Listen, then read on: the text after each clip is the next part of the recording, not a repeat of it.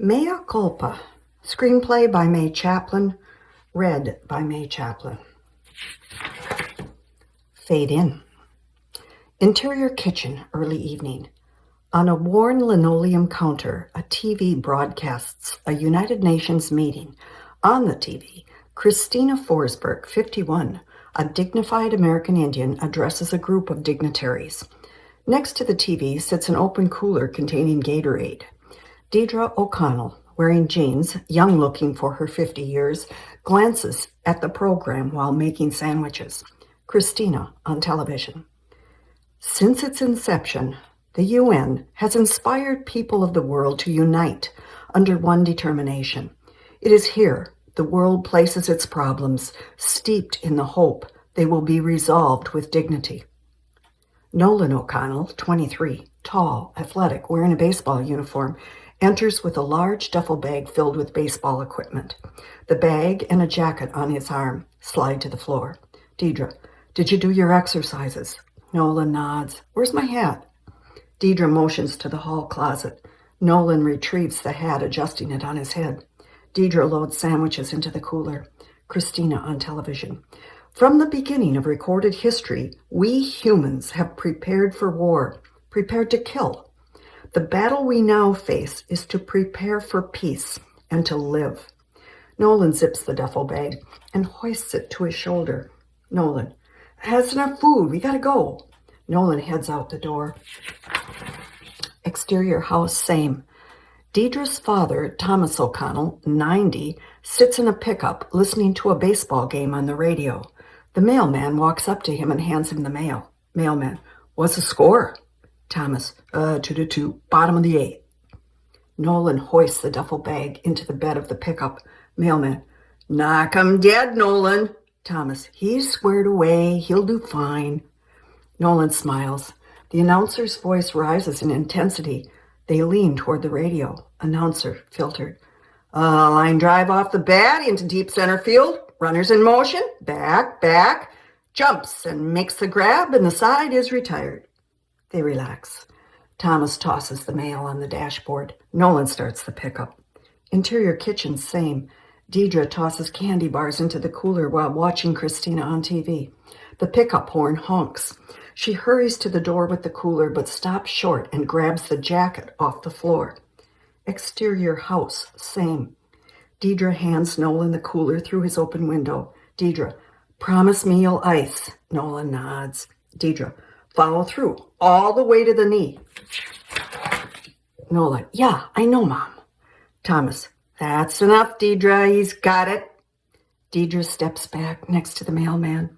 The pickup backs up. Deidre grabs the jacket on her arm and races after the truck. Deidre, your jacket! The truck stops. She passes the jacket to Nolan. Deidre, after every inning, you cover your arm. Nolan, get in. You're coming with us. Deidre, I'm too nervous. I'll jinx you. She steps away. The pickup backs out of the driveway. Deidre calling, if there's bad news, I want to know right away. Thomas nods and waves. Deidre and the mailman wave back. The truck drives away. Deidre, you're late. Mailman, I had a flat tire. Deidre nods. Exterior Ernie's bar, early evening. Deidre, wearing a backpack, rides a bicycle up to the bar. Interior Ernie's bar, same. Ernie, a burly man in his 70s, wearing a white apron, works nimbly behind a narrow old bar. Oli and Ingmar, two gray-haired men, drink. Ingmar, whiskey, Oli, coffee. They gawk at a television game show that overrides the murmur of the patrons in booths and tables.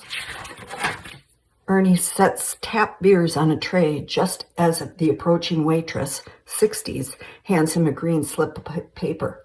Ernie looks down at the paper, then calls over his shoulder past the swinging kitchen doors. Ernie, 2 wing baskets. He pushes the paper down on a spindle, then washes the glasses cluttering the counter. Deidre rushes into the bar past Ernie. She grabs a box of tea out of her pack, then stuffs the pack into a cupboard. She tosses the tea to Ernie. He shakes his wet hands and barely makes the catch. Ernie, you're late. Deidre, had a flat tire. The phone rings. Ernie, flat tire? Deidre points to the ringing phone. Deidre, I hate to cut this short, but I've got to get to work. Deidre picks up the phone. He shakes his head and enters the kitchen. Deidre on phone. Ernie's. She glances at Ole and Ingmar and motions with her head to the door. Deidre, he just left. Ingmar downs a shot of whiskey and makes a beeline for the door. Ingmar, see you tomorrow, Deidre. The door bangs shut. Deidre nods her final yeah and hangs up the phone.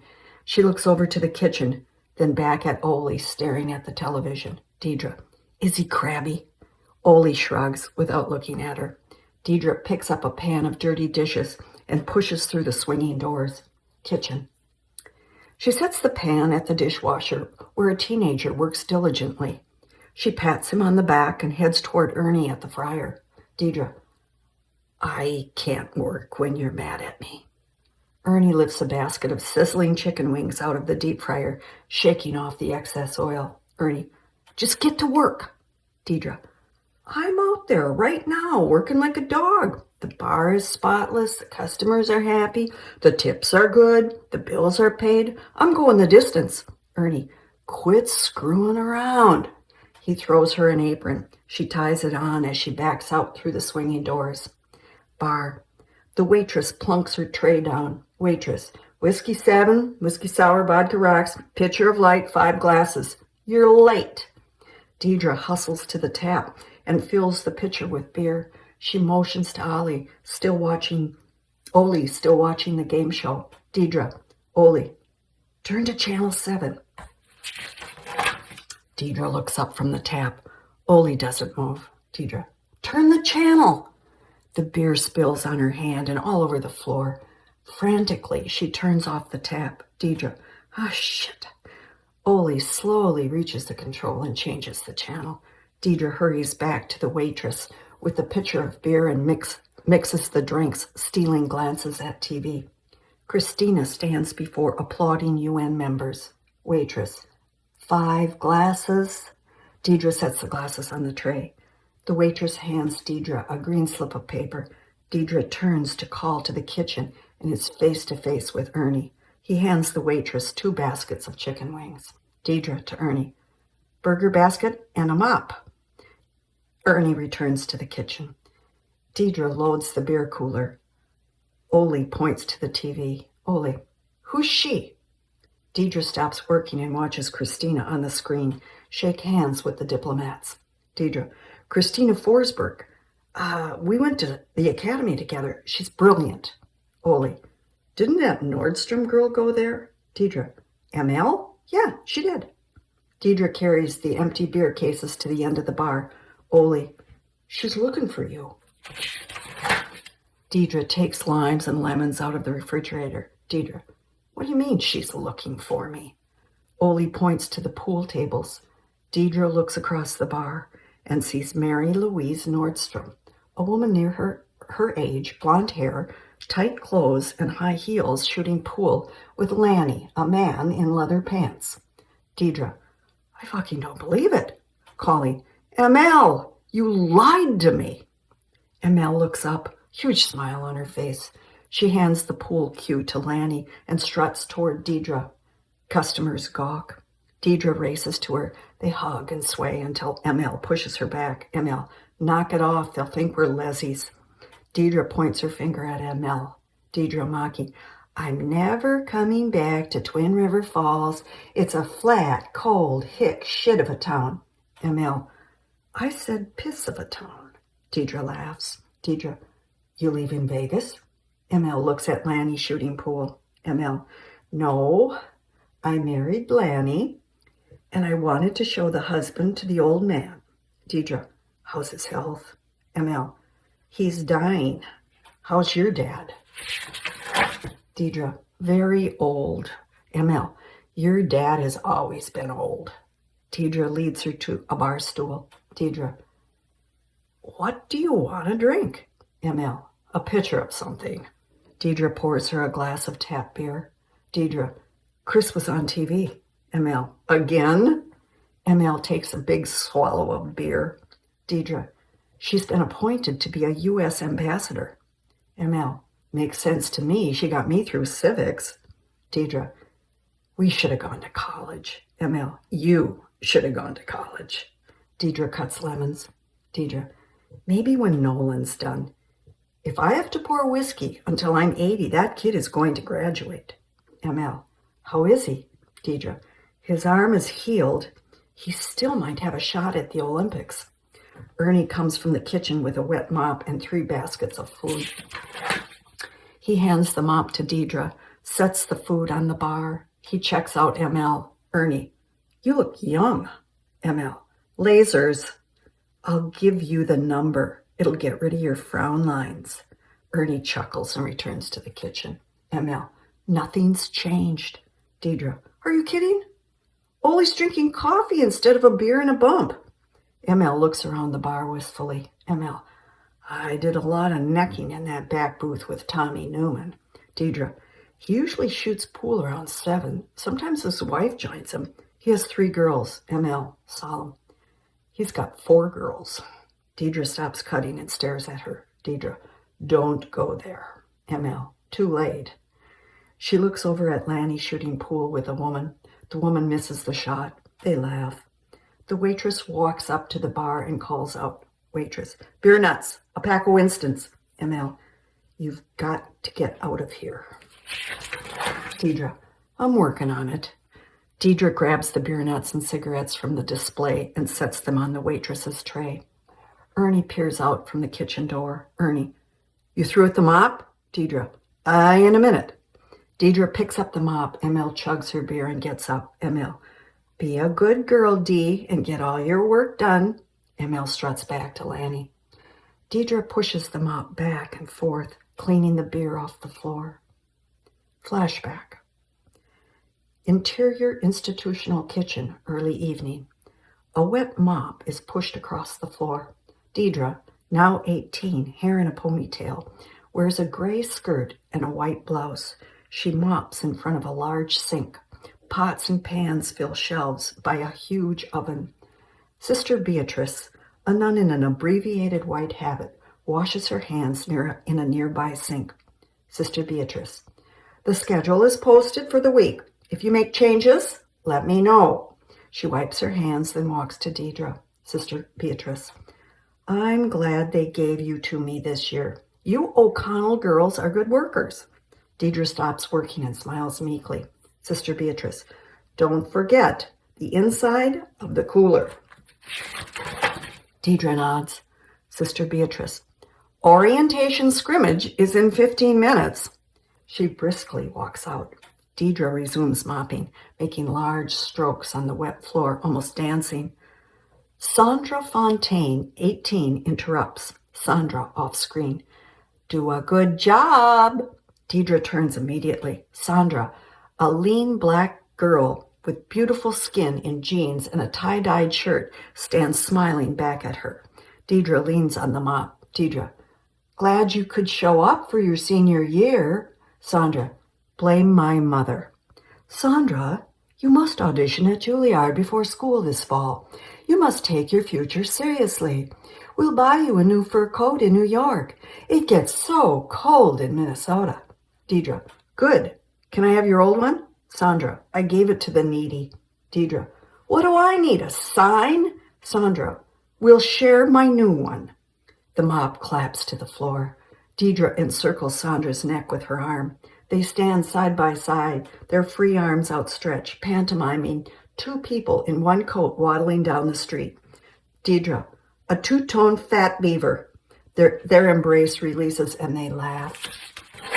Sandra, we need a picture of that in the yearbook. Deidre dunks the mop in the bucket of water. Sandra, hurry. You'll miss the softball game. ML is out there. Deidre, you 2 are lucky to be roommates. I got dizzy Izzy. Why? Why me? Sandra, because you're a wonderful, kind, understanding person. Deidre, I think you're full of shit. Starts mopping. If you want me to pitch, get a mop. Sandra picks up a mop from the closet. Sandra, such poor language. You must confess that, Miss O'Connell. Deidre works vigorously. Sandra delicately dips the mop in the water. Deidre, if we get out in front the first couple of innings, I can hold them. The seniors always beat the freshmen. We've got to win. Sandra scans the floor, deciding where to start. Deidre, the cooler. We can't forget the cooler. Exterior boarding school, early evening. A large green lawn encircles a sprawling modern building attached to an old convent. An American flag flutters. The low evening sun pierces through fall-colored leaves. Softball diamond. Teenage girls and nuns in two distinct groups sit on the sidelines. The girls play wearing jeans. Most of the spectators wear skirts. Sandra, alert on first base, stands waiting for Deidre to pitch to a skinny girl. ML, crouched in back of home plate, anticipates the throw. Deidre, on the mound, rubs the softball as she turns to second base, where a tall girl stands on the bag. Christina, playing second, stands ready. Sister Beatrice behind the plate. Christina claps. Hold him, Dee, hold him. Deidre clenches the ball in her hands, winds up, and snaps it underhand across the plate. Sister Beatrice. Strike! ML throws it back. Sandra from first base. Here we go. 1, 2, 3. Deidre winds up, snaps the ball. The skinny girl swings desperately, barely connecting. The ball lands a meager distance from home plate. Freshman. Run! Run! As ML jumps forward to field the ball, the skinny girl drops the bat, hitting ML's head. Stunned, ML rubs her head. Sandra, leg outstretched on first, screams. Sandra, ML! ML! ML! ML grabs the ball and throws towards first. Sandra jumps as the ball sails 2 feet over her head. The skinny girl arrives at first. Sandra heads for the overthrown ball. The tall girl from second base rounds third, heading for home. ML positions herself at the plate. ML, Sonny, home it! Sandra jets the ball back to ML right before the tall girl runs her over in search of home plate. ML drops the ball. Sister Beatrice, arms out. Safe! Freshman, run! Run! The skinny girl notes the collision at home and darts to second. Deidre runs to help ML. Christina races to second. Christina, play on second! On second! Deidre picks up the ball and throws to Christina, who tags the skinny girl. Sister Beatrice, out on second. Inside huddle. Heads together. The senior team includes a pair of twins. Look to Deidre. Deidre, it's the Olympics. We're playing the Russians. 1 to tie, 2 to win. ML, didn't we beat them last year? Christina, we won the battle, but not the war. Deidre extends her hand, palm down. The team slaps their hands down one by one, saying, the distance, until a pile of hands unites them. They return to the field. Seniors chanting, 69, 69, 60, 60, 69. Christina takes a couple of hefty practice swings and hunches over the plate. On the first pitch from the tall girl, she hits between second and third and successfully runs to first base. Team members root for ML ready to bat. With Sister Beatrice poised behind the plate, ML allows a ball to pass. Sister Beatrice, ball 1. Next pitch, ML digs in and pops a high fly to center where the skinny girl bobbles, then makes the catch. ML returns to the sideline. Christina to first base. Sandra jogs to the plate. Teammates screaming. Stretching her arms with a bat, Deidre watches. Deidre, base hit.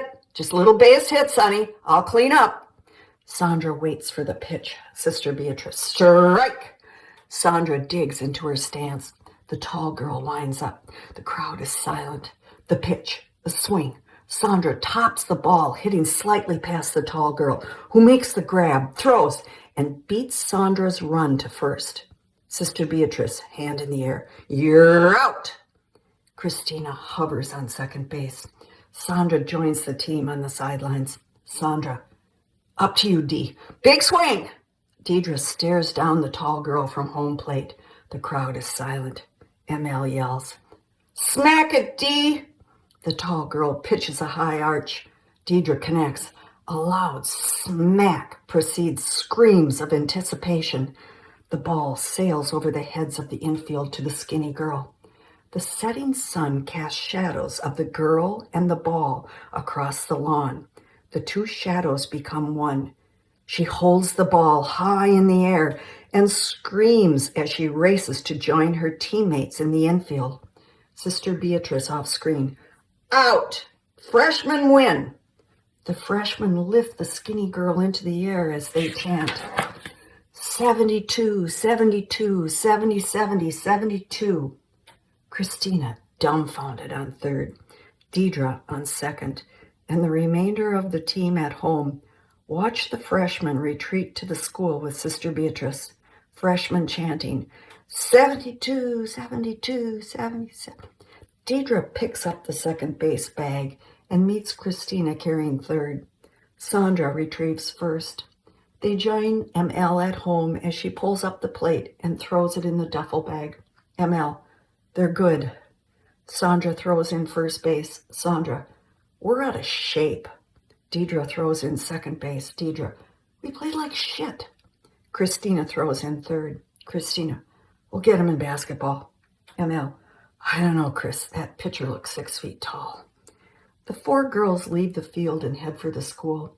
The fall-colored leaves contrast the green lawn, the flag, the chapel bell tower, and the pastel sky. Sandra, "Yeah, but we're quick." ML, "Which is it, quick or out of shape?" Deidre, "Quickly becoming out of shape." Christina, "We'll get him in basketball." They enter the building under a sign, Academy of Our Lady of Perpetual Help. Interior school dormitory night. The four girls in their ball clothes trudge up the stairs. ML, "All I asked was to spend the last hour of school in the dorm instead of the library. You'd think I asked for steak instead of sliced bologna." Sandra, "So what happened?" ML, "I accepted the alternative and signed up for Catholic Family Studies. I can't take 4 hours of library in one day." They reach the second floor. Deidre opens a door that reveals a long hallway with doorways. She extends her hands in the air, proclaiming, Deidre, "Headline in the Twin River Gazette. Ostracized as a Lutheran, Mary Louise Nordstrom converts to Catholicism." Hallway. They laugh. ML and Sandra turn into their room. ML sits on one of the twin beds, Sandra on the other. ML, "This has nothing to do with religion. My butt gets sore." Deidre remains at the doorway. Christina enters the room directly across. Deidre, "Well, what do you think we do? Kneel?" ML pauses, then shoots Sandra a questioning look. Sandra, 10, maybe 15 minutes. ML looks at Deidre, who tries to keep a straight face. ML, "There's no kneeling. Is there kneeling?" Deidre laughs and enters Christina's room across the hall. Christina's room. Christina kicks off her tennis shoes. Christina, "There is always kneeling." Deidre, "How long do you think she'll last?" Christina, "I'll give her till Christmas." Deidre looks around the room, half settled. Christina picks up her robe from the bed. Deidre, "Glad you're alone this year?" Christina nods. "I've got this killer load. With a shot at Harvard, I can't blow it. My parents are counting on it." A smile creeps across Christina's face. She picks up a bottle of shampoo. Christina, "Glad you have a roommate?" Deidre, "How did you do it last year?" Christina, "She grows on you." Christina grabs a towel and throws it over her shoulder. Deidre, "I might be in here a lot." Christina, "If I get sick of you, I'll kick you out. Then again, I may just go to the library." Christina walks out. Deidre smiles. Interior hallway, same. Deidre pauses in front of a closed door. She turns the knob and enters a room that is similar to the others. Interior bedroom, same. A plain-faced girl, Isabel Gilbert, in a robe and glasses, surrounded with stuffed animals, reads on one of the beds. On the window ledge, a record player spins an album. The music of Bach fills the room. Deidre flops on her bed. Deidre, we lost. Could have used you in the outfield. Isabel looks up, her mouth with a slight physical deformity. Isabel, monotone voice. I don't play ball. Deidre, team support? Go seniors go? Isabel returns to her book. Deidre, you let us down. Isabel, I was studying. I study a lot. I like it quiet.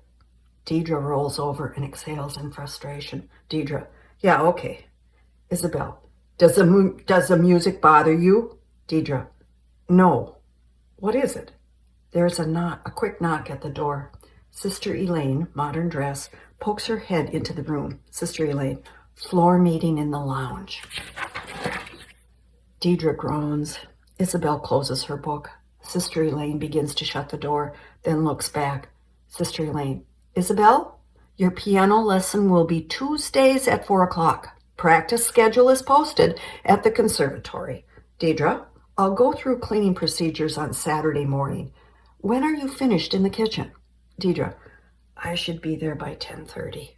Sister Elaine, I'll be in the front room with a lesson. Supplies under the stairs. Start dusting the upper floor. If you need to, interrupt. Deidre, yes, sister. Sister Elaine closes the door. The music stops. Isabel gets up. She's quite tall. Takes the album off the turntable respectfully and puts it in the album jacket. Isabel, it's Bach. Deidre, what? Isabel, the music. It's Bach. Deidre, oh, we better go. The meeting. Deidre walks to the door. Before opening it, she looks back at Isabel, still at the record player. Deidre, you coming? Isabel, sometimes I drool. Deidre, I know. Deidre leaves. Interior school lounge night. With comfortable furnishings, including a TV and a crucifix, girls attentively listen to Sister Elaine, notebook in hand. Sister Elaine, I'm Sister Elaine, your prefect. I will guide you through your final year at Our Lady of Perpetual Help. For most, the rules are familiar, but for those who are new, please respect our routine.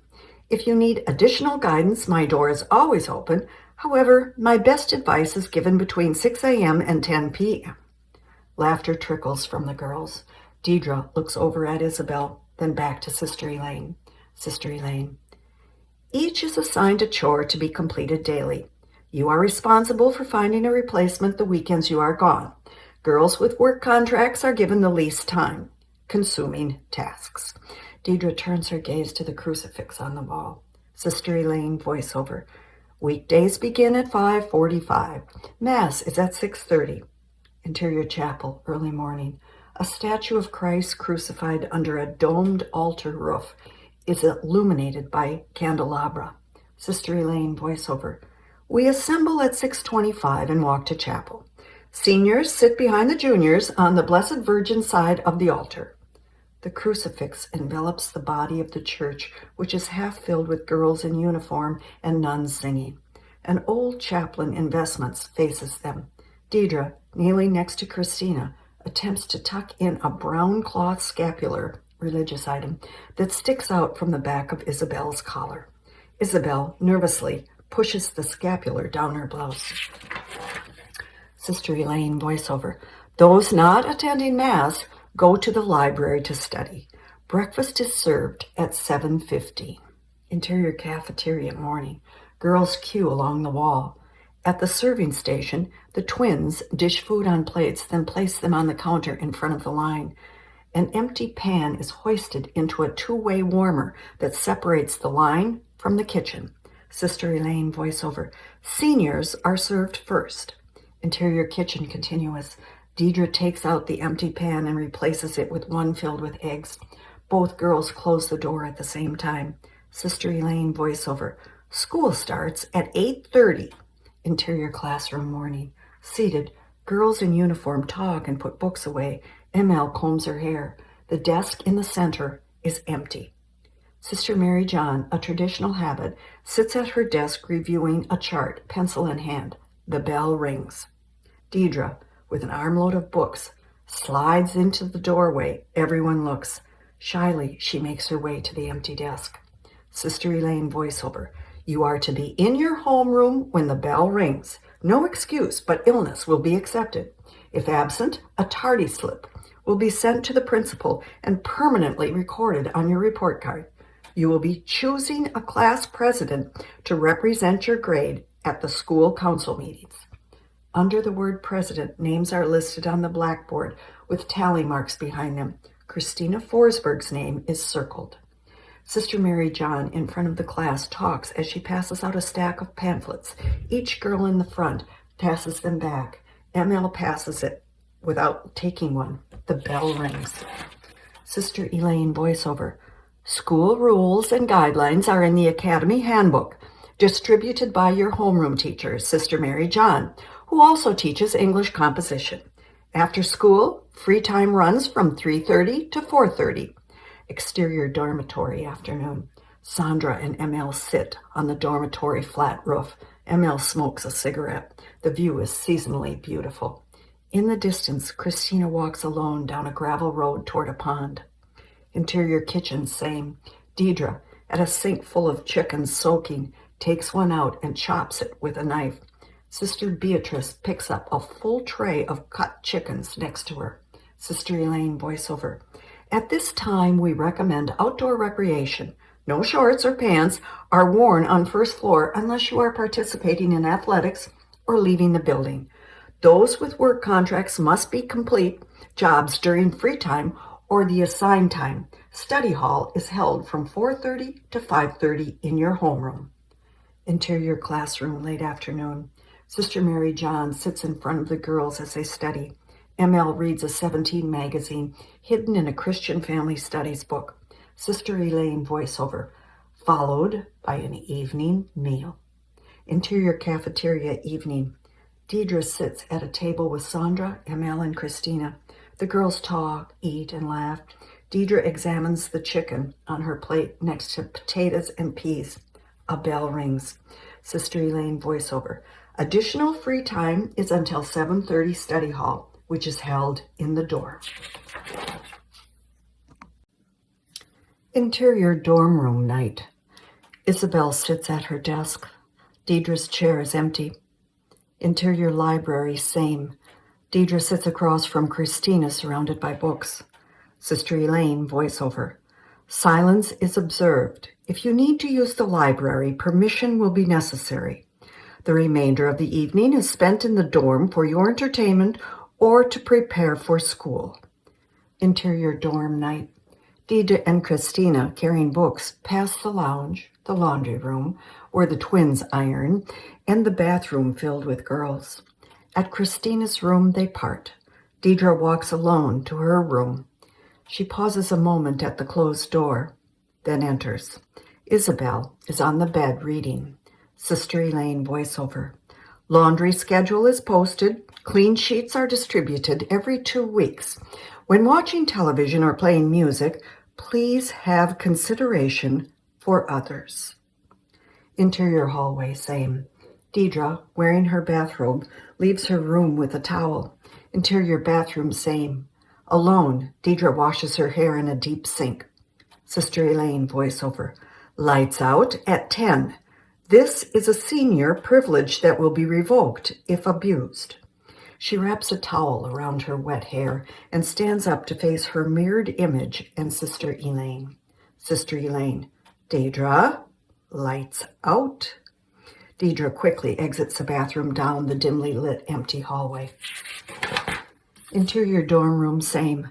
Deidre enters and finds Isabel kneeling by her bed, head bowed. Deidre towel dries her hair. Isabel makes the sign of the cross and removes the scapular from around her neck. She stands and clumsily walks to the counter and gently arranges it in a pattern. Deidre, why don't you just wear a medal? Isabel, this was my mother's. Isabel walks to the bed and crawls under the covers. Deidre hangs up the towel and turns out the light. Deidre, Izzy, will you listen to my Latin verbs? Isabel, that's review. You should know it. In bed, Deidre pulls the covers to her chin. Silence hangs in the air. Isabel. Active indicative present. Deidre. Laboro, laboras, laborat, laboramus, laboratus. Isabel. Laborant. The imperfect. Deidre. Laborabam, laborabas, labora. Interior school hall, late afternoon. Classroom doors are closed to the deserted hallway. A bell rings. Interior classroom, same. Emil stands at the door, eager to leave. The other girls, some still seated, begin to adjourn. Sister Mary John sits at her desk with her hands folded. Sister Mary John, those of you who need spiral notebooks for your journal, see me. Have a nice weekend. And Mary Louise, ML turns, drive carefully. ML, I got St. Chris on the dash. Sister Mary John, St. Jude would be more appropriate. ML waves and leaves with the other students. Deidre, books in her arms, stops in front of Sister Mary John. Deidre, I need a notebook, sister. Sister Mary John hands her one from the stack on her desk. Deidre, could I have two? That is, if there is enough. Sister looks at her for a moment. Sister Mary John, there are plenty. They're donated. She hands Deidre an additional notebook and watches her walk away. Deidre turns. Deidre, thank you. Sister Mary John, there are more if you have need. Deidre nods and exits. Exterior school parking lot continuous. ML gets into a Mustang. Deidre runs from the school toward the car, books still in her arms. Deidre, ML, wait a minute. Deidre races to the car. ML, you change your mind? You coming to homecoming? Deidre, no, they're not expecting me until Thanksgiving. ML, stay with me. Tommy's got a friend. He's cute. We'll double. Deidre, shit. ML, my dad would kill me. I'd have to make up all the hours I'd miss working. I'd be behind in homework. If he found out I was with a boy and didn't tell. Deidre hands ML an envelope from her book. ML, you wouldn't have to tell. The whole town would know the minute we hit the city limits. Deidre, could you just stop by and give this to my mom? It saves me a stamp. ML tosses the letter on the seat. ML, I'll drop it off first thing. Don't they know slavery went out with the Civil War? ML starts the engine and adjusts her St. Christopher. ML, who's St. Jude?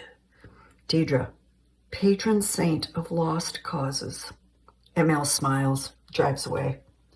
Interior kitchen, morning. Sister Beatrice sits at a small writing table, a cup of coffee and a plate of cookies next to her. Deidre enters, pushing a pail on wheels with a mop. Deidre, you want the cooler done? Sister Beatrice, no, it's okay. Take off early today.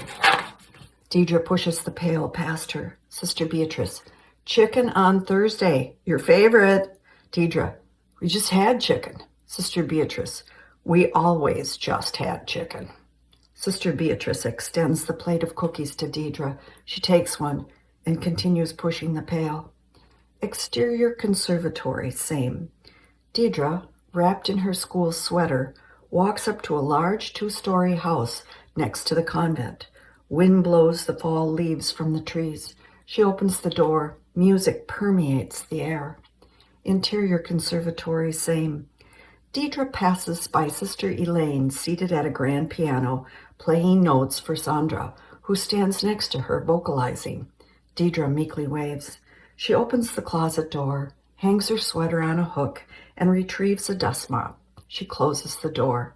Cut to black. Interior conservatory hallway, same. The mop is pushed down a hardwood hall floor. As it passes rooms, various music filters from behind closed doors. At the end of the hall, the mop stops. A glorious thunder of classical piano music resonates from behind a door. Deidre, mop in hand, mesmerized by the performance, gently turns the knob and peers in. Isabel, with her back to the door, pounds flawless excitement from the keys. Deidre stares in amazement. The mop slips from her hand, clapping to the floor. Isabel stops with a jerk and turns towards the door. Her mouth and chin are covered with saliva. The front of her blouse sopped with spit. Isabel, you start at 10:30. You shouldn't be here. 10:30. Deidre, I didn't know it was you. I heard the music. I'm sorry. Isabel stands and shakes. Saliva drips from her mouth. Isabel screaming, you're supposed to knock. No one can see me like this. You knock. 10:30. Sister Elaine and Sandra appear behind Deidre at the doorway. Sandra is surprised. Sister Elaine is calm. Isabel, still raging. It's her fault, sister. She's early and didn't knock. They know now. Everyone will look. Sister Elaine, stop yelling and calm down, Isabel. You're all right. Deidre, I'm sorry. Izzy, I'm sorry. Deidre's eyes fill with tears. Isabel, sister, tell them to leave now. Interior dormitory hallway night. Deidre, wearing a bathrobe and slippers, knocks at a closed door. Sister Elaine, in night clothes, answers. Sister Elaine, come in. Sister Elaine's bedroom, same. Deidre sits in a chair by the bed. The room is bare except for a few religious items and a radio. Deidre, I'd like to change roommates. Sister Elaine, anyone in particular? Deidre, I was thinking of Chris. She's alone. Sister Elaine, and what does Christina say? Deidre, that it's fine with her, but the decision is yours. Sister Elaine, Christina, always the diplomat. Sister Elaine purses her lips in thought. She sits down. Deidre, it's no use, sister. Izzy doesn't want to be part of the group. Just let her be alone. Sister Elaine, here is where we differ. I think Isabel has been alone too much, and she desperately wants to be part of the group. Deidre, so it's my job? Sister Elaine, I wouldn't call it a job. I think you can help each other. Deidre, I can't help her. She's too different from me. Sister Elaine, maybe you just treat her differently. Try treating her the same. Deidre sighs. Interior, Deidre's dorm room, same. Isabel sits in bed reading. Her side is neat. Deidre's strewn with books and papers. Deidre enters. Deidre, Izzy, we've got to straighten this out. Deidre sits down at the foot of Isabel's bed. Isabel, are you moving in with Chris? I heard you talking. Deidre, no. You want me out? Isabel, I want you to never tell anyone what I look like when I play my music. Deidre gets up from the bed, unties her robe, and kicks off her slippers in the corner. Deidre, Izzy, grow up. I've got better things to do than tell people you drool. Isabel, yeah, like what? Mop floors? Deidre rips her robe off and throws it on her bed. Deidre, yeah, like mop floors, cut chicken, peel potatoes, scrub pots and pans. I don't have the talent or the time to learn Mozart. You do, and now I know. Isabel, people make fun of me. The operation didn't work. Deidre, you've got a gift. Only a jealous fool would make fun of that. I'm only jealous. Isabel, I'm sorry I yelled. You scared me. No one has ever seen me really play except Sister Elaine and my father. No one. Deidre, God's gifts are meant to be shared. Isabel, well, I don't want to. Isabel reads her book. Deidre lightly, too late. You already did. She looks up from her book. Deidre smiles. Sister Elaine passes the open door, ringing a small bell. Deidre, shit. Lights out. I haven't started that English journal. Have you got a flashlight? Isabel shakes her head. Interior, first floor dormitory day. A wall of mailboxes reflect the afternoon sun, filtering in through windows that face black, barren trees. The silence is broken by the distant wave of girls' voices. Deidre inserts her key into one of the boxes and removes 2 letters. She rips them open and walks as she reads. Sandra, letters in hand, catches up to her. Sandra. Dee, you want to go to town with ML and me? We'll be back by study hall. Deidre looks at Sandra, thumbing through her mail. Deidre. ML driving? Sandra. Yeah, we're going to cruise Maine, get gas. She's got her eye on that guy at the Phillips station. Deidre. Nah. Pick me up a box of pads? Sandra. Sure. Deidre hands her a $5 bill from the letter. ML walks up, twirling her car keys, coat on, purse on her shoulder. ML. Let's go. Sandra. Give me a minute. Sandra runs to the stairs. ML looks at Deidre. Deidre. No, I don't want to come. ML. Okay. We're going to have a blast Thanksgiving. It's all set up. We're going to double date. Deidre. I haven't asked my dad. ML.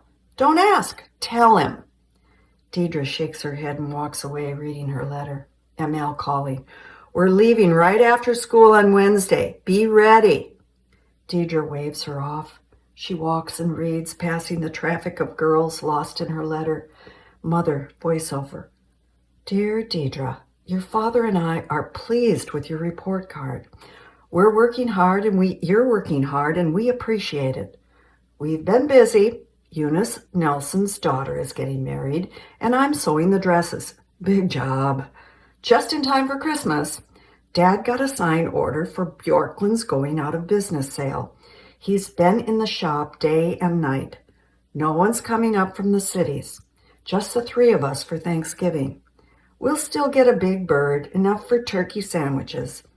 I hope this is enough money. There will be more after the dresses are finished. See you Wednesday night. Love, Mother. Deidre returns the folded letter to the envelope, then opens the other letter. Christina, wearing a jacket and carrying another, interrupts her. Christina, your acceptance from the U? Deidre puts the letters in her pocket. Deidre, I haven't applied yet. Just my mother and sister Colleen. Christina tosses the extra jacket to Deidre. Christina, you ready to go? Deidre puts on the jacket. Exterior school grounds same. The trees are black, the ground brown, and the gardens have been turned. Deidre and Christina walk down a dirt road that wanders in between fields and a graveyard. Ducks fly low under the gray clouds. Christina, a whole flock of them. They'll leave the end of the week. We're supposed to get snow. Come on, maybe they'll land. Leaving the path, they run to a pond in the woods. The ducks fly low, and one by one land in the water. Christina, look, Dee, I love this part. Christina watches with awe. Deidre, they know they're safe here. Christina, I bet they do. Yeah, they do. Exterior road, early evening. Christina and Deidre walk back up the road to the dorms through the field, the sky turning black. Deidre, what do you want most? Above everything else, what do you want most of all? Christina, I guess knowledge. People with knowledge seem to be happy and make good decisions. What do you want, Dee? Deidre, I want to do something important someday. Isn't that silly? Christina, that's not silly, but I think everything we do is important. We just have to do it before the bell rings. They laugh and race back to the dorm. Interior, ML's car, late afternoon. The setting sun illuminates black, flat fields. ML drives and smokes a cigarette. She and Deidre sing in harmony with a blaring tape. When the song ends, Deidre ejects the tape and tosses it in the back seat. ML, it's all set up. You've got to or I'll look stupid. This guy really wants to meet you. Deidre, did you show him a picture?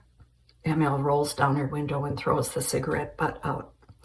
ML, no, I told him you were cute, so look cute. Deidre, shit. I hate when you do that. You do that all the time. ML, I'm trying to do you a favor. Why don't you just be a nun? Beat. D, just do what I do. This Jimmy is supposed to be a nice guy. He's on the hockey team. Deidre, I can't stay out late. ML, just meet him. If you like him, maybe he'll ask you out for Saturday night. Deidre, I wish I could think like you. I really do. ML, that's the problem right there. You're thinking.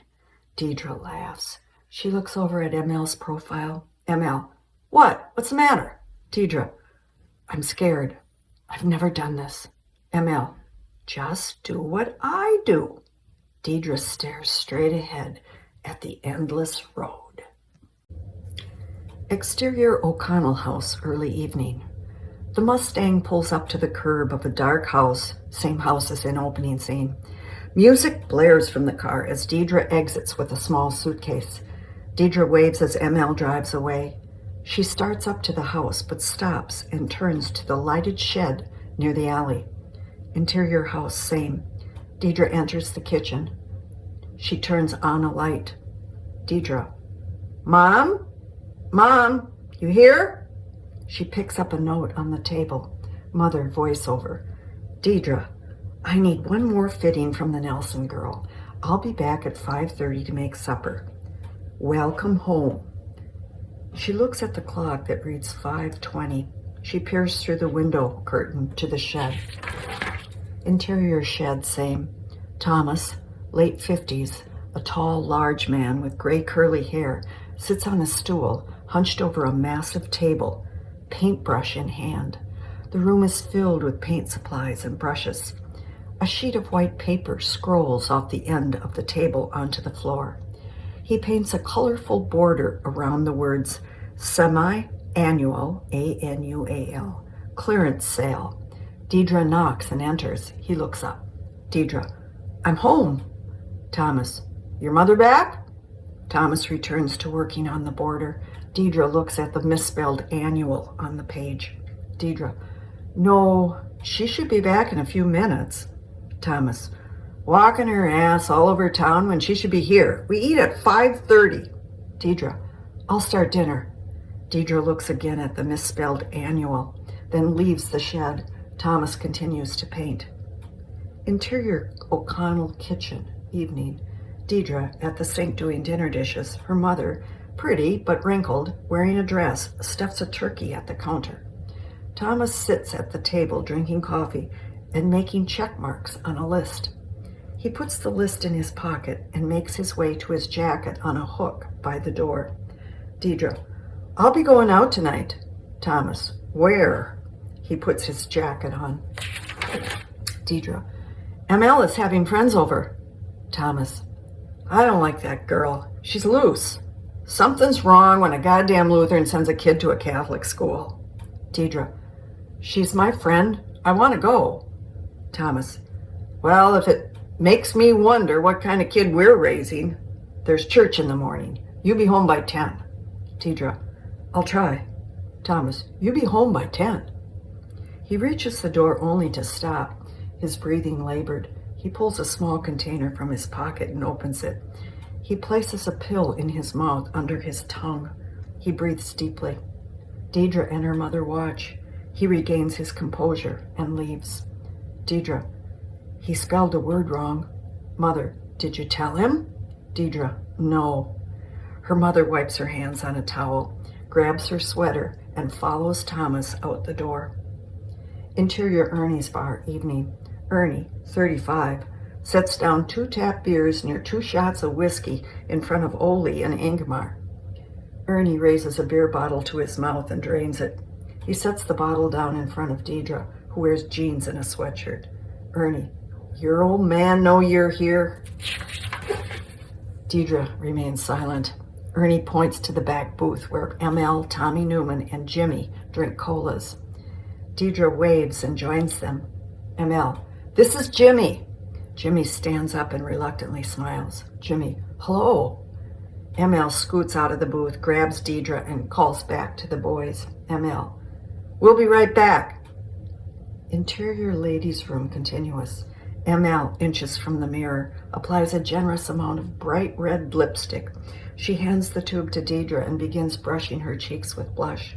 ML, don't you think he's cute? Deidre, yeah, I guess so.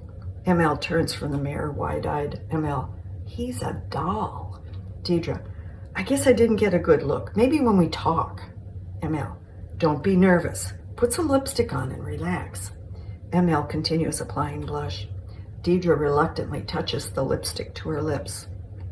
Interior booth, same. Deidre, wearing lipstick, sits awkwardly next to Jimmy. They drink cola and watch ML and Tommy Newman dance to the jukebox. ML giggles and pushes Tommy away. He pulls her back closer. Jimmy turns to Deidre. Jimmy, you want to dance? Deidre looks at ML suggestively, rubbing her hips against Tommy, then back at Jimmy. Deidre, I'm not a good dancer. Jimmy looks around, tapping his fingers on the table. Jimmy, how about pool? I'll show you. Deidre, well, I've done that a couple times. I'd really like to know about your team. I like sports. What position do you play?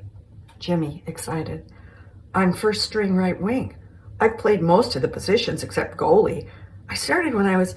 Deidre's gaze returns to ML dancing, Tommy Newman's hand on her breast. Interior O'Connell House night. Deidre enters the dark kitchen. She turns on a light and looks at the clock, which reads 10 minutes after 10. She enters the living room where her mother hems a taffeta dress. Mother, isn't this beautiful fabric? Deidre nods. Deidre, sorry, I'm a few minutes late. Mother, he had a bad night, went to bed early. Her mother returns to hemming the dress. Deidre takes off her sweatshirt, revealing her school sweater, then relaxes on the couch. Deidre, when is the wedding? Mother, I've only got 2 weeks, and with all there is to do for Christmas, it sounds like Colleen and her family might be coming. Home. Her mother looks up from the dress to Deidre's sweater. Mother, Deidre, you need a new sweater. Deidre grabs her elbow, smiles, and gets up. Deidre, it's okay. I'm going to bed.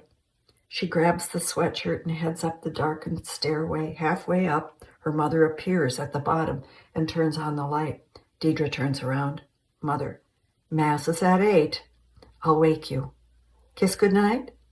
Deidre returns to the landing and kisses her cheek. 5 8x10 photos of similar-looking 18-year-old women hang symmetrically under framed baby silhouettes. On the end, an 8x10 picture is missing. Her mother touches the wall where the picture should hang. Mother, I want one of you here. Deidre, yeah, I'll get it taken. Good night. Deidre resumes the climb upstairs. Her mother watches. Interior Deidre's bedroom night. Deidre, in pajamas, sits in the bed writing in a notebook. Deidre, voiceover. Thanksgiving. I'm not thankful. A voice inside me whispers of more. Are they things I need or just want? Is there a difference?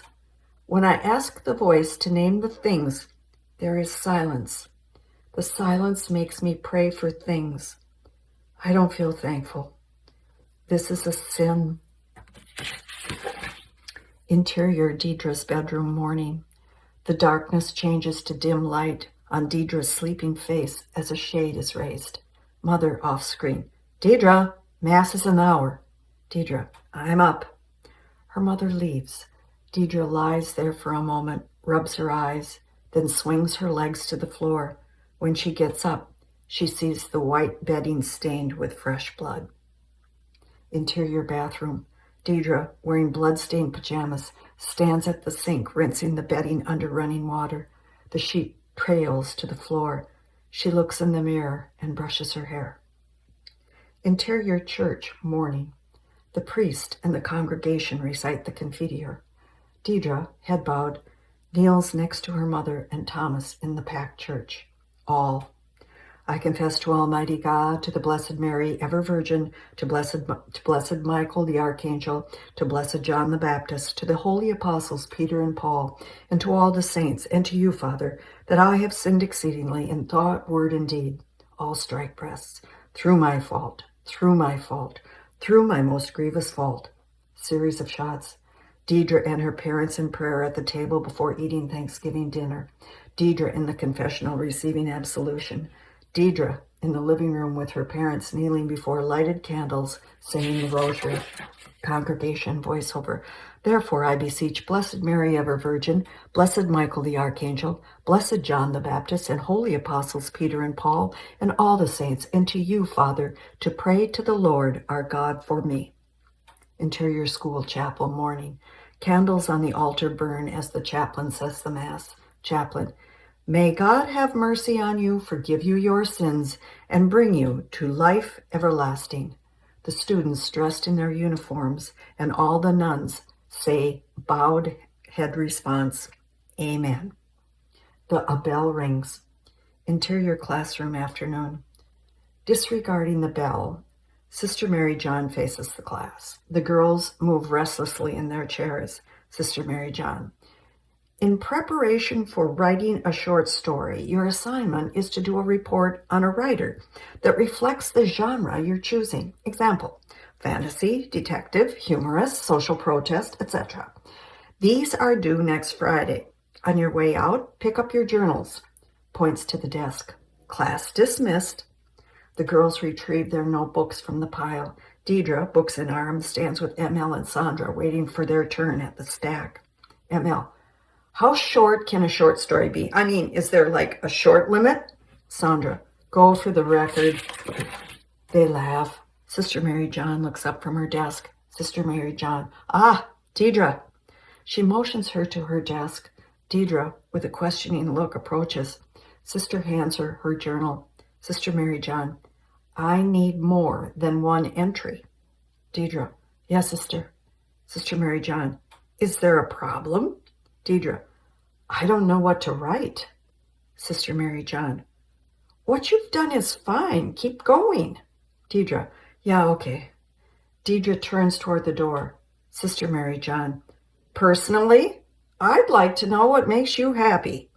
Deidre turns and smiles. Deidre, an A in English. Sister Mary John, tell me all about it in your journal. Interior recreation room night. Rock music blares from a phonograph. A few girls watch TV at one end. Christina sorts through records.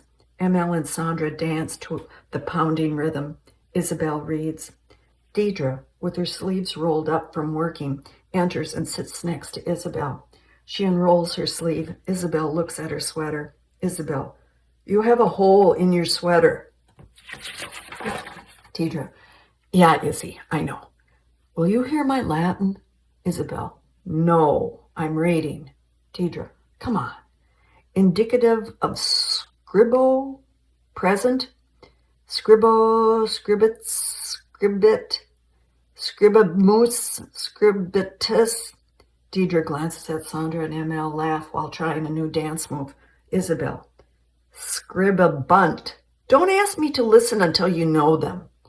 Deidre, Izzy, you want to dance? We could learn. Isabel, I don't want to know.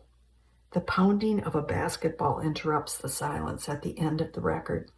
The tall freshman and the skinny girl from the softball game walk by. Christina calls out, Freshman senior scrimmage. Sandra and ML clap their hands and join the freshmen. Sandra and ML, let's go! A group of girls, including the twins, follow Christina out of the room. Deidre, Izzy, you're coming. Isabel, no. Deidre, you're tall and you're a good shooter, as good as ML. Isabel, I don't play basketball. Interior gymnasium, same. With both teams on the floor in midcourt, ML battles the tall girl for the ball. Just as ML loses possession, Sandra steals the ball, throws it to Isabel standing beneath the hoop. Isabel reaches and makes the basket. The skinny girl retrieves the ball and steps out of bounds to start the freshman drive. Deidre runs down the court. Deidre, way to dunk it, Izzy. The freshmen maneuver the ball down court. The senior guard one-on-one. ML with the tall girl. Isabel remains under the basket, waiting for the ball.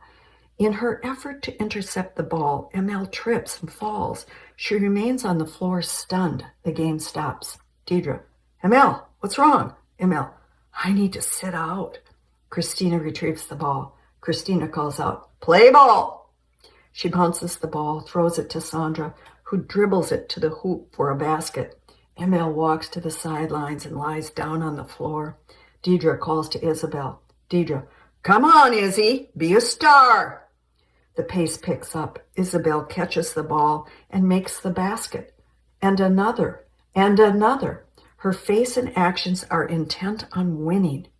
With each basket, her mouth opens and she begins to drool more and more until she goes up for a basket and lands right in front of the skinny girl who stares at her face. Isabel stops, drops the ball, and touches her wet shirt. She wipes her mouth with her hand. Everyone stares. Deidre approaches. Deidre, Izzy, it's okay. Isabel, I hate you. Isabel hurries from the gym. Interior conservatory, late morning. Deidre pushes the mop along the long hallway. Piano music wafts from the closed doors as she passes them. At the end of the hall, the mop stops. Deidre knocks on the door.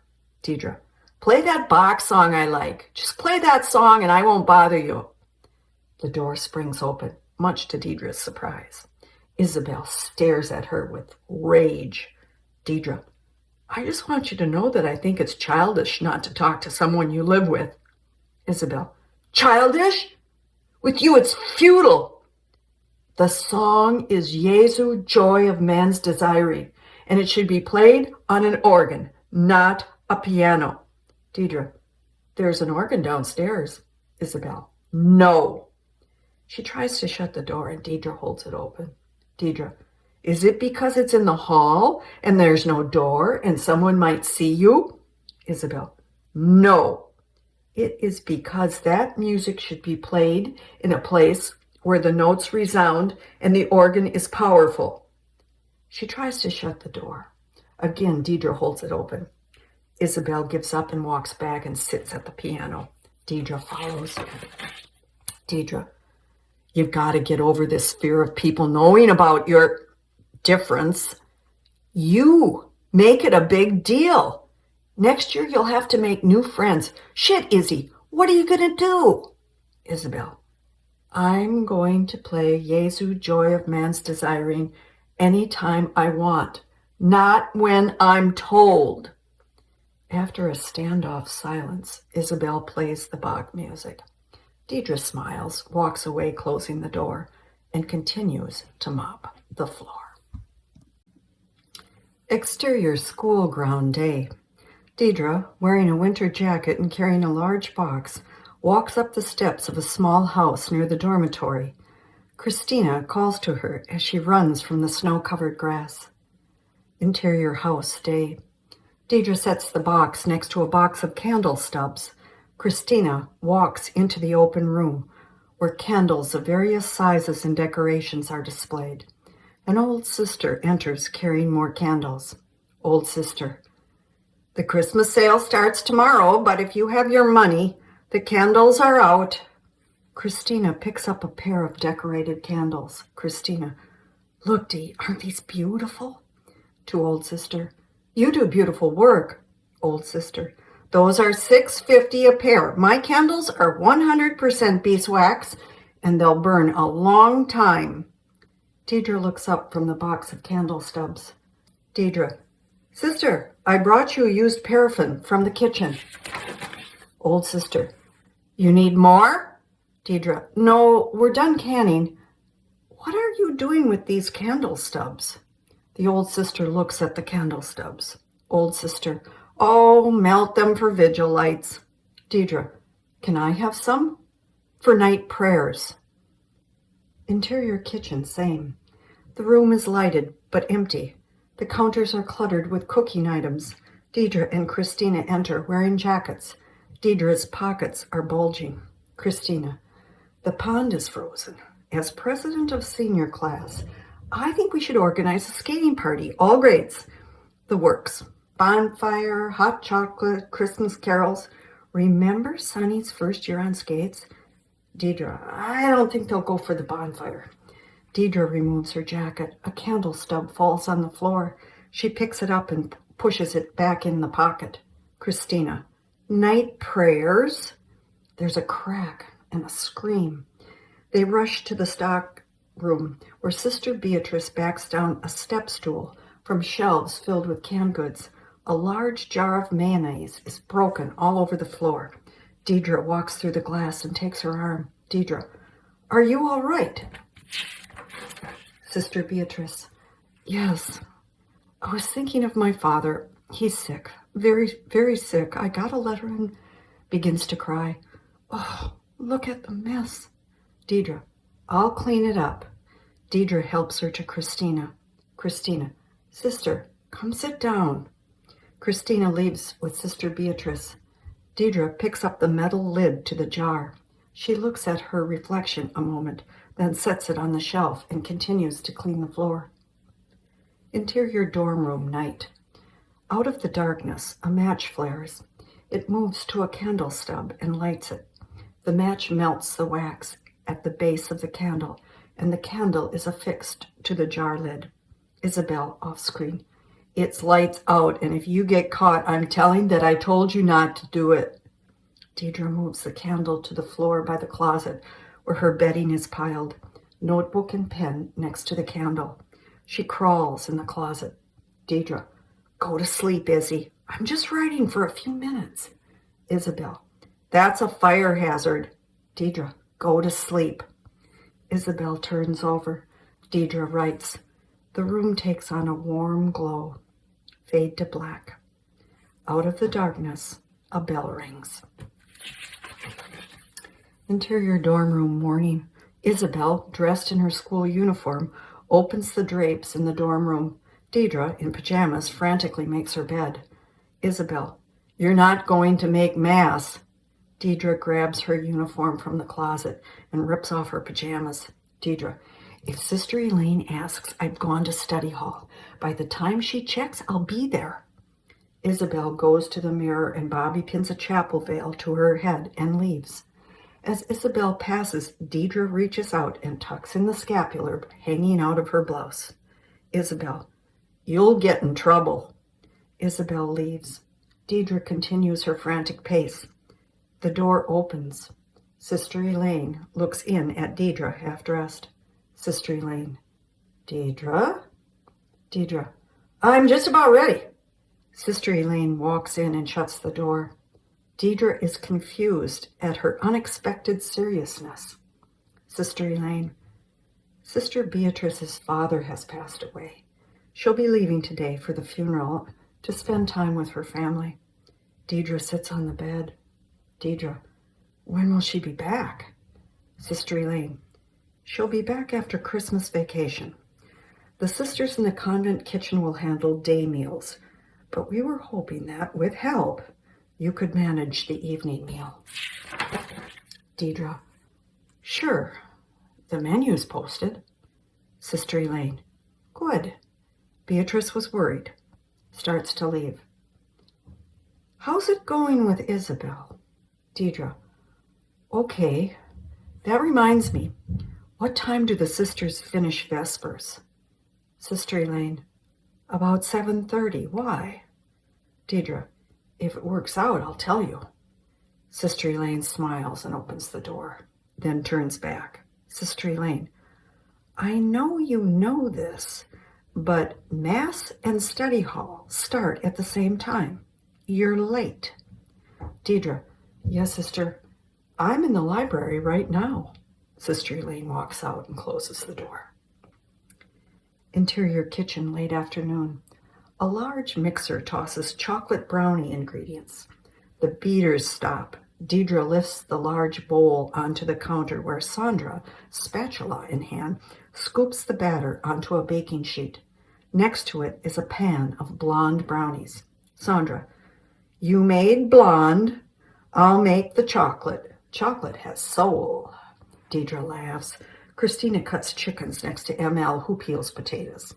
Deidre, ML, she's putting down Norwegians. ML, good. Sandra hums as she spreads the batter. Deidre crosses to the sink with the empty bowl and submerges it in soapy water. Deidre, Sonny, what are you going to sing for state this year? She spreads the batter and belts out Sandra, singing, Summertime and the living is easy.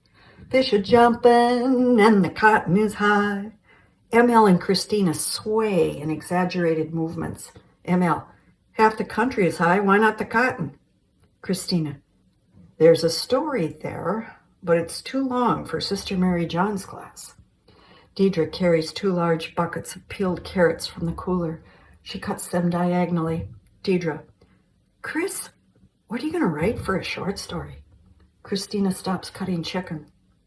Christina, I thought I'd research my heritage into a story about a teenager who wants to leave the reservation to become a doctor, but is afraid of failure and the family's reaction. Sandra looks up from the brownies, chocolate spatula in hand. Sandra, you never talk about being Indian. Christina, I don't know much about it. Sandra, I was thinking of writing about an innocent bystander that gets thrown into jail during a race riot. Deidre, this makes my story seem so small. Sandra, I haven't written it yet. Sandra returns to the pan of brownies. Christina to cutting chickens. ML, what's your story, Dee? Deidre, about a little girl that loves her mother but is afraid of her father. The mother dies and she has to find a way to the father's heart, but I don't know how to end it. ML, that's easy. He marries a woman with 2 ugly daughters and they treat her like crap. The father dies and her life is worthless until this prince comes along. It's been done, but I think Cinderella wouldn't mind. They laugh. Deidre, thanks, but I think Mary John would challenge me on originality. What's your great idea for the story? ML, mine is about a teenage girl that hates school. They chuckle. Her parents put pressure on her to go to college, but all she wants to do is be with her friends and have fun. She has a boyfriend that's really cute, and he gets her pregnant. They all stop working. ML, when she tells her father, he makes her leave the town and live with her aunt so she can have the baby away. It's all right with the girl because the cute boy won't marry her. The sad part is she'll miss her friends. She hates school, but she wants to be with them to the end. They stare at ML. Deidre, for Christ's sake, ML, why didn't you tell us? ML, I am. ML leaves the sink and sits at the table. The girls gather around her. Christina, when are you leaving? ML, when I go home for Christmas. Sandra, I'm going to miss you. ML, we've had fun, haven't we? Sandra begins to cry. Deidre grabs ML's hands. Deidre, the baby. Isn't there a way to keep the baby? ML, I don't want to be a mother. Deidre, but ML, you're a mother right now. ML, not a good one. Christina, your baby will get good parents like I did, Pete. But it will never know you. Tears well in ML's eyes. Interior chapel corridor night. Through the shadows cast by the flickering candles, Isabel and Deidre walk slowly toward the chapel. Isabel, I can't imagine ML crying. Deidre, I'm afraid for her. Isabel, is that why we're here? We're going to pray for her? They enter the chapel. Floodlights bathe the altar cross. Deidre looks over at the large pipe organ near the altar. Deidre, we can pray for her, but we're here so I can give you your Christmas present. Isabel looks around at the empty chapel, bewildered. Isabel, what? What is it? Deidre, we have permission to play the organ. No one will come into the chapel, Now you can play Jesu Joy of Man's Desiring like it should be played. Isabel, but you'll be here. Deidre pulls a wad of Kleenex from her pocket. Deidre, you'll need someone to keep you dry. Come on, Izzy. I want to hear you play. Overwhelmed, Isabel looks down the aisle to the cross. Isabel, I can't do it. Deidre, we can do it. Interior chapel, same. Music swells and fills the huge room with glorious chords. Deidre, seated next to Isabel at the organ and raptured with the sound, wipes saliva from Isabel's chin. Interior, ML's car, early evening. ML drives by snow-covered barren fields. Lights from a radio tower loom in the distance. Deidre sits silently watching the sun slide below the horizon. ML, I'll write and tell you how I'm doing. You can come and visit. Deidre, sure. Deidre wipes tears with a Kleenex she clutches. ML, there's nothing I can do now. Deidre, I just wish you could stay and have the baby here. Maybe there would be a way. ML, there's no way. You should have heard what my dad said. Starts to cry. He wants me out. All Mom does is cry. I hate this cold piss of a town. I'm never coming back. They enter Main Street in Twin River Falls. Lights reflect off the windshield. The car turns down a side street in the residential area. Deidre, come back for graduation. We should say goodbye together. ML stops the car in front of Deidre's home. ML, no, Dee. I'm saying goodbye now. They look at each other and cry harder. They reach out in an embrace. Tears roll down ML's face. Deidre wipes them with her Kleenex, then holds ML to her heart. Deidre, just be sure about giving the baby away. I mean, once it's done, it's done. Pause. A child would love you. It would always love you. Promise me that you'll be sure. ML lifts her head and looks at Deidre. ML, I'm sure. ML attempts to pull away.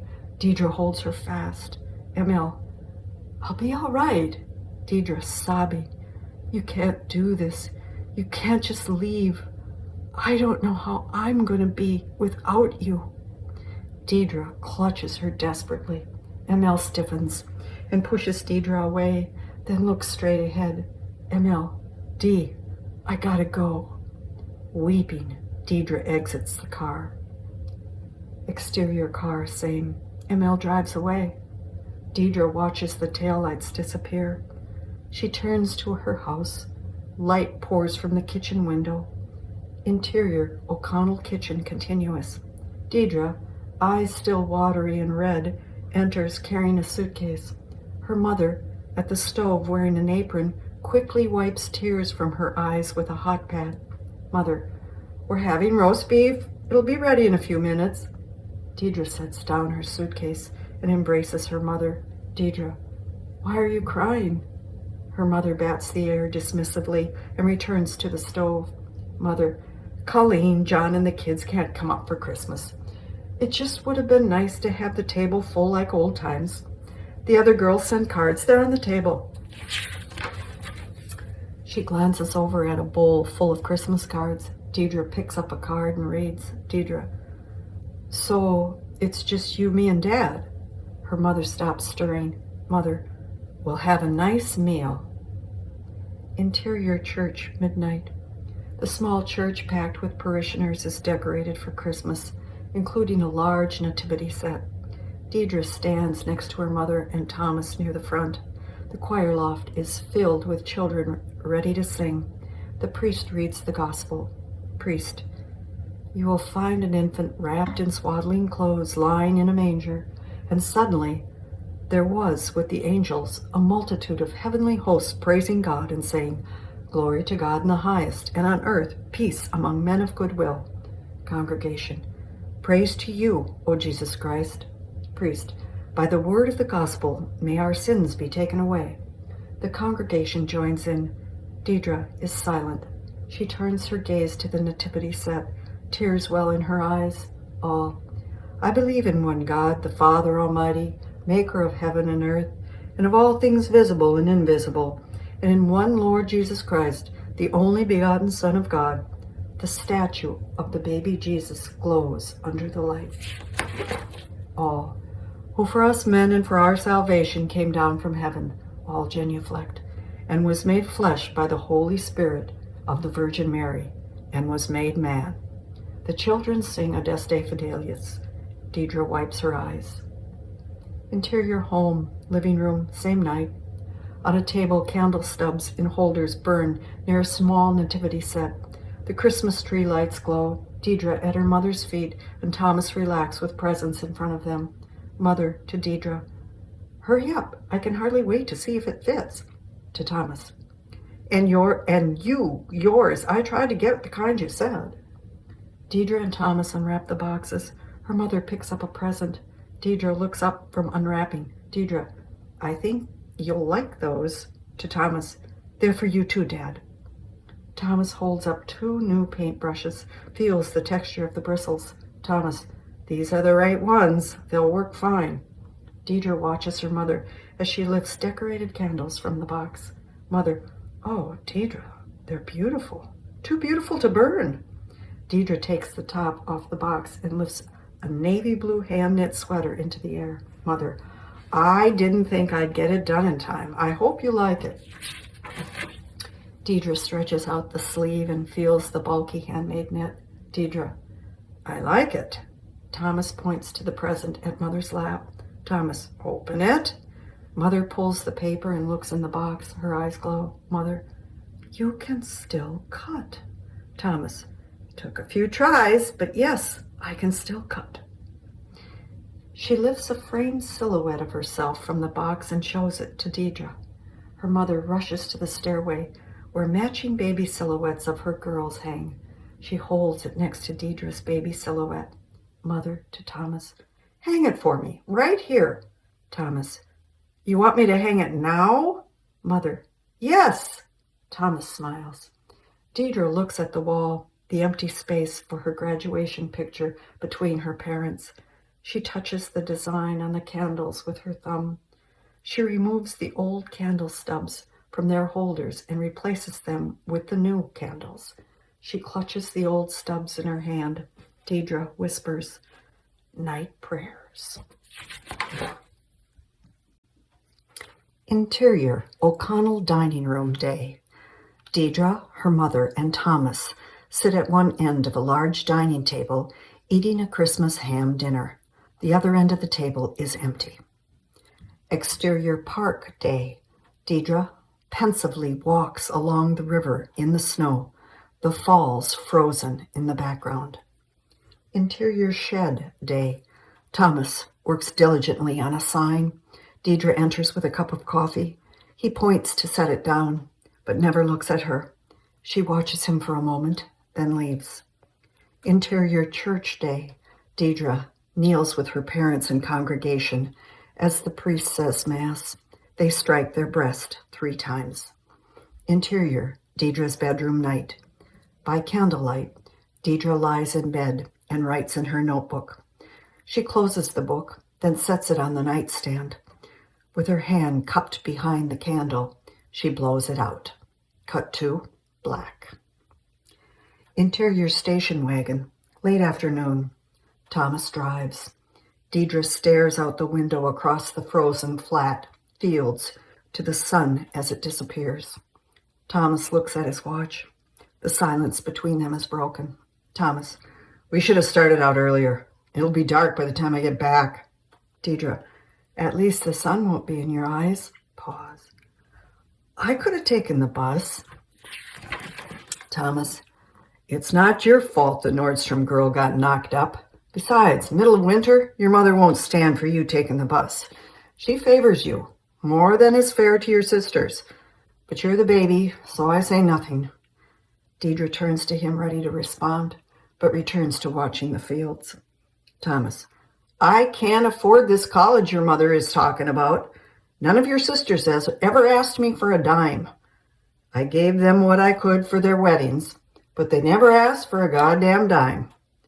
Deidre snaps her head back to his profile. Deidre, I don't need any money from you. Colleen and John said I could live with them, go to the U, and take the bus. I'd help them with the kids and get a part-time job. Thomas, what kind of job can you get? I tell you, every year, learn to type. If you type, you can always get a job.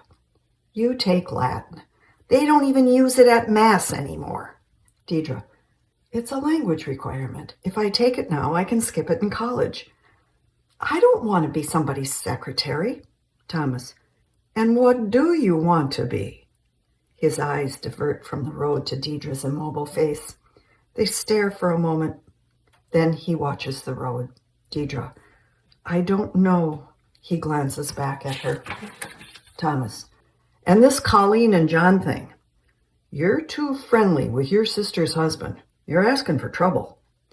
She shakes her head in disbelief, fists clenched. He turns off the road into the school parking lot. Deidre, I am not. He just likes me. Sometimes we laugh, that's all. You can't think that.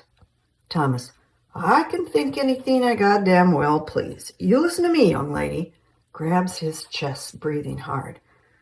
Until you're paying the bills, you've got to listen to what I goddamn well think. Deidre, vehemently, you know nothing. He stops the car at the school. They sit in silence. Deidre, calming herself, waiting for a response.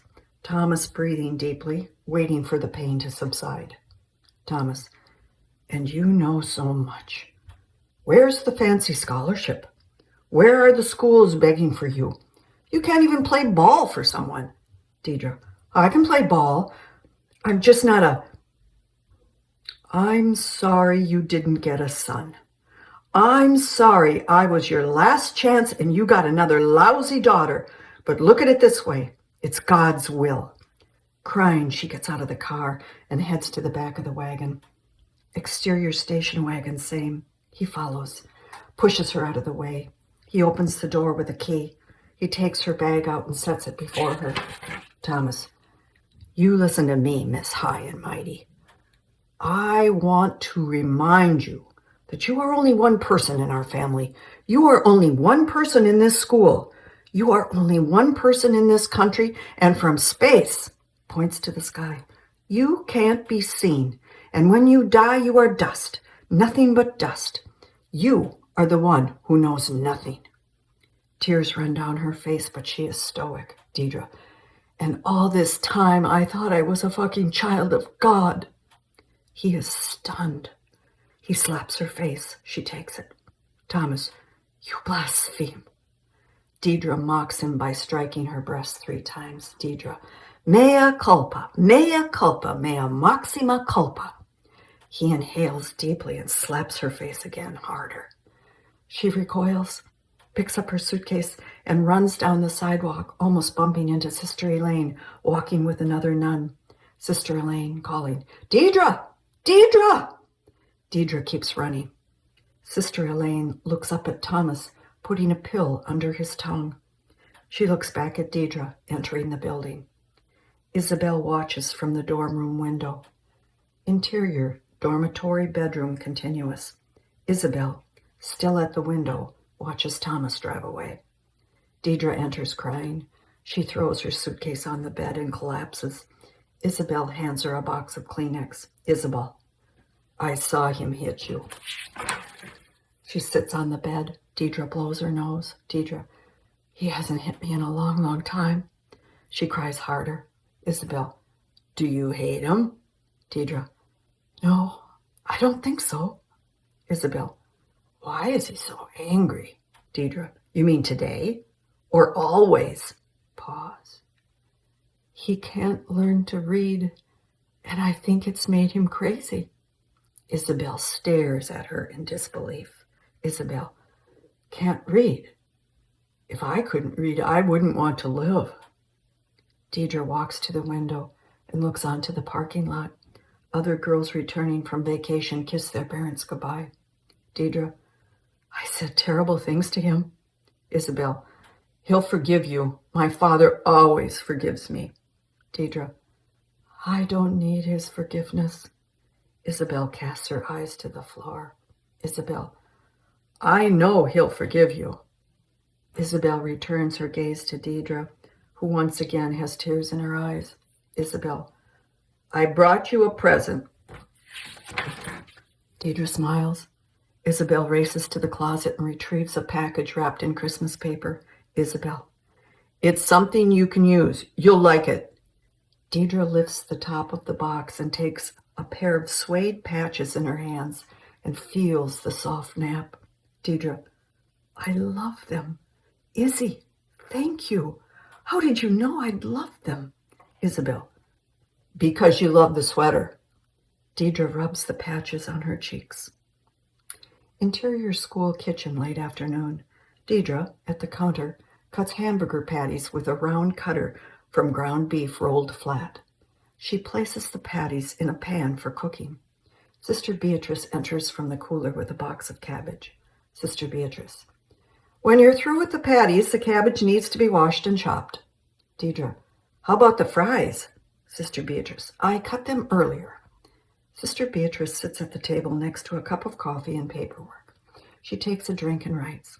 Sister Beatrice, Saturday we'll do inventory and find out how many cans of beans I'll need before the end of the year.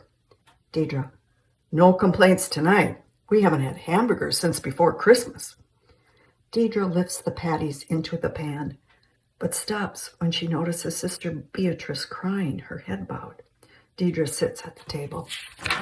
Deidre, I'm sorry if I said something to make you sad. Sister Beatrice pats Deidre's hand, then reaches for a handkerchief up her huge sleeve.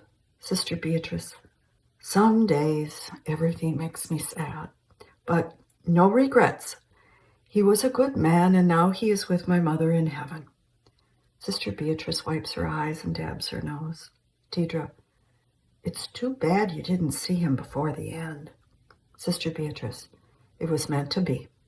The only thing he ever asked of me was to serve God. By staying here, I prayed for his soul and kept my promise. Deidre, is that what you wanted? Sister Beatrice pats her hand again. Sister Beatrice, we don't always know what is best for us. We must listen to the people that love us. They are here to help. Deidre, but what if their help doesn't seem right? Sister Beatrice, that's why we pray, to find answers. Deidre, either I'm doing it wrong or these answers are being given to me in a foreign language and not Latin. Sister Beatrice laughs. I'll add you to my list of special intentions. In return, I need work done. Deidre gets up and heads back to the meat counter. Deidre, I think I'm getting the better end of the deal. Sister Beatrice, don't be so sure. Answers can take a long, long time. Deidre smiles and flips meat into the pan. Interior school phone booth day. Deidre waits, receiver to her ear, as the phone rings through. Interior O'Connell kitchen, same. Her mother gets up from the table and answers the phone, intercut with Deidre. Mother, hello? Thomas eats dinner at the table. Her mother's plate is untouched. Deidre, Ma, it's me. Mother, you're calling to apologize? Thomas looks up, then continues to eat. Deidre, yes, to you, not him. Mother, it doesn't work like that. Her mother walks out of the room, stretching the telephone cord. Thomas continues to eat. Deidre crying. He doesn't love me. Mother, that's not true. Deidre, then I don't need his love.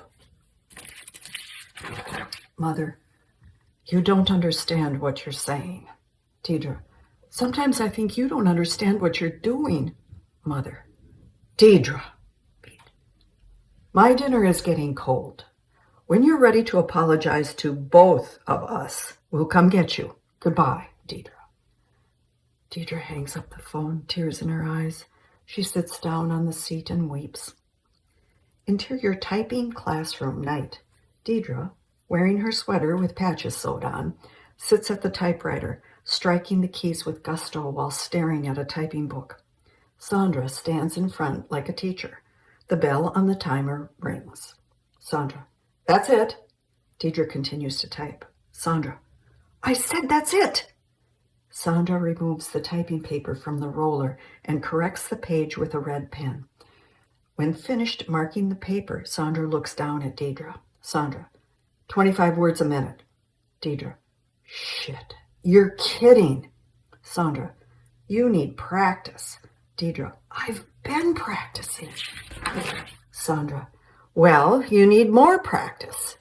You need to type at least 45 words a minute to be a clerk typist. Deidre, I can't do it. Deidre looks to the front of the room at a large clock that reads 9:40. She covers the typewriter with plastic. Deidre, we better go. Lights out in 20 minutes. Deidre stands and pushes the chair in line with the others. They walk out to the door. Sandra, I didn't think I could do it either. You will. You have to. I won't be around to type your papers in college. Deidre turns out the lights. Hallway. They walk in the dark to the lighted library. Deidre, Sonny, it's the same as if you told me I had to sing. I can do it, but not that good, and never as good as you. Sandra swings her arm around Deidre's shoulder. Sandra belts out, summertime. Deidre's thin voice, and the living is easy. They continue to sing.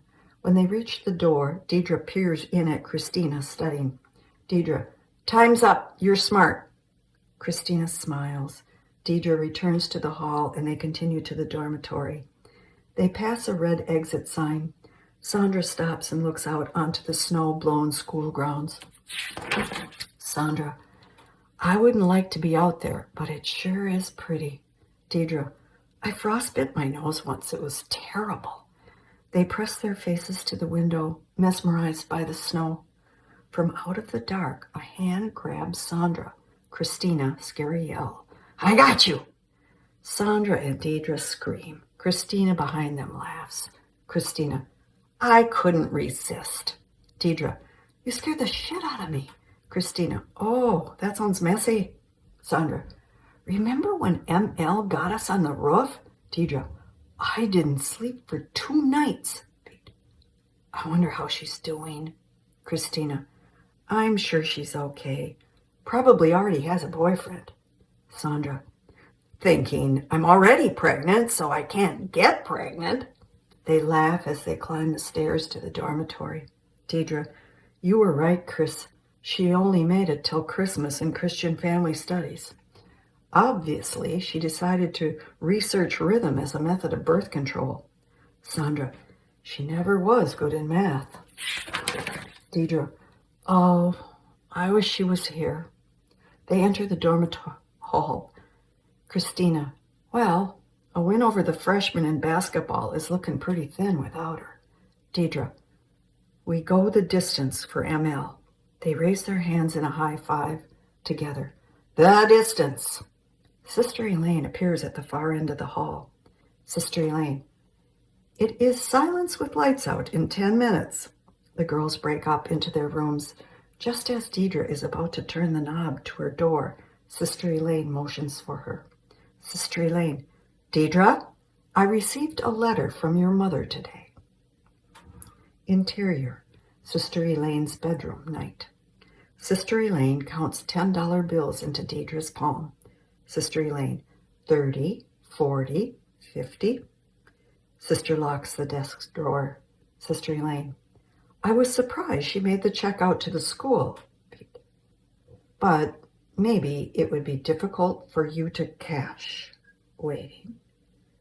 I can keep the extra here if you prefer. Deidre hands the money back to Sister Elaine. Deidre, it's for my senior pictures. I'll make an appointment.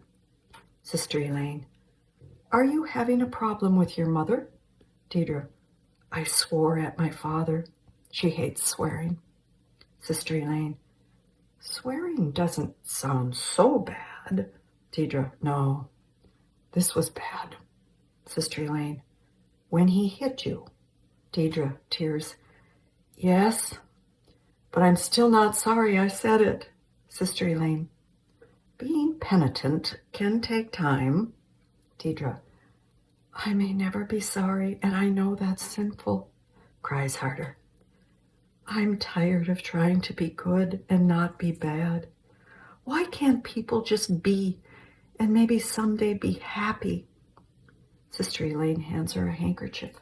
Deidre blows her nose.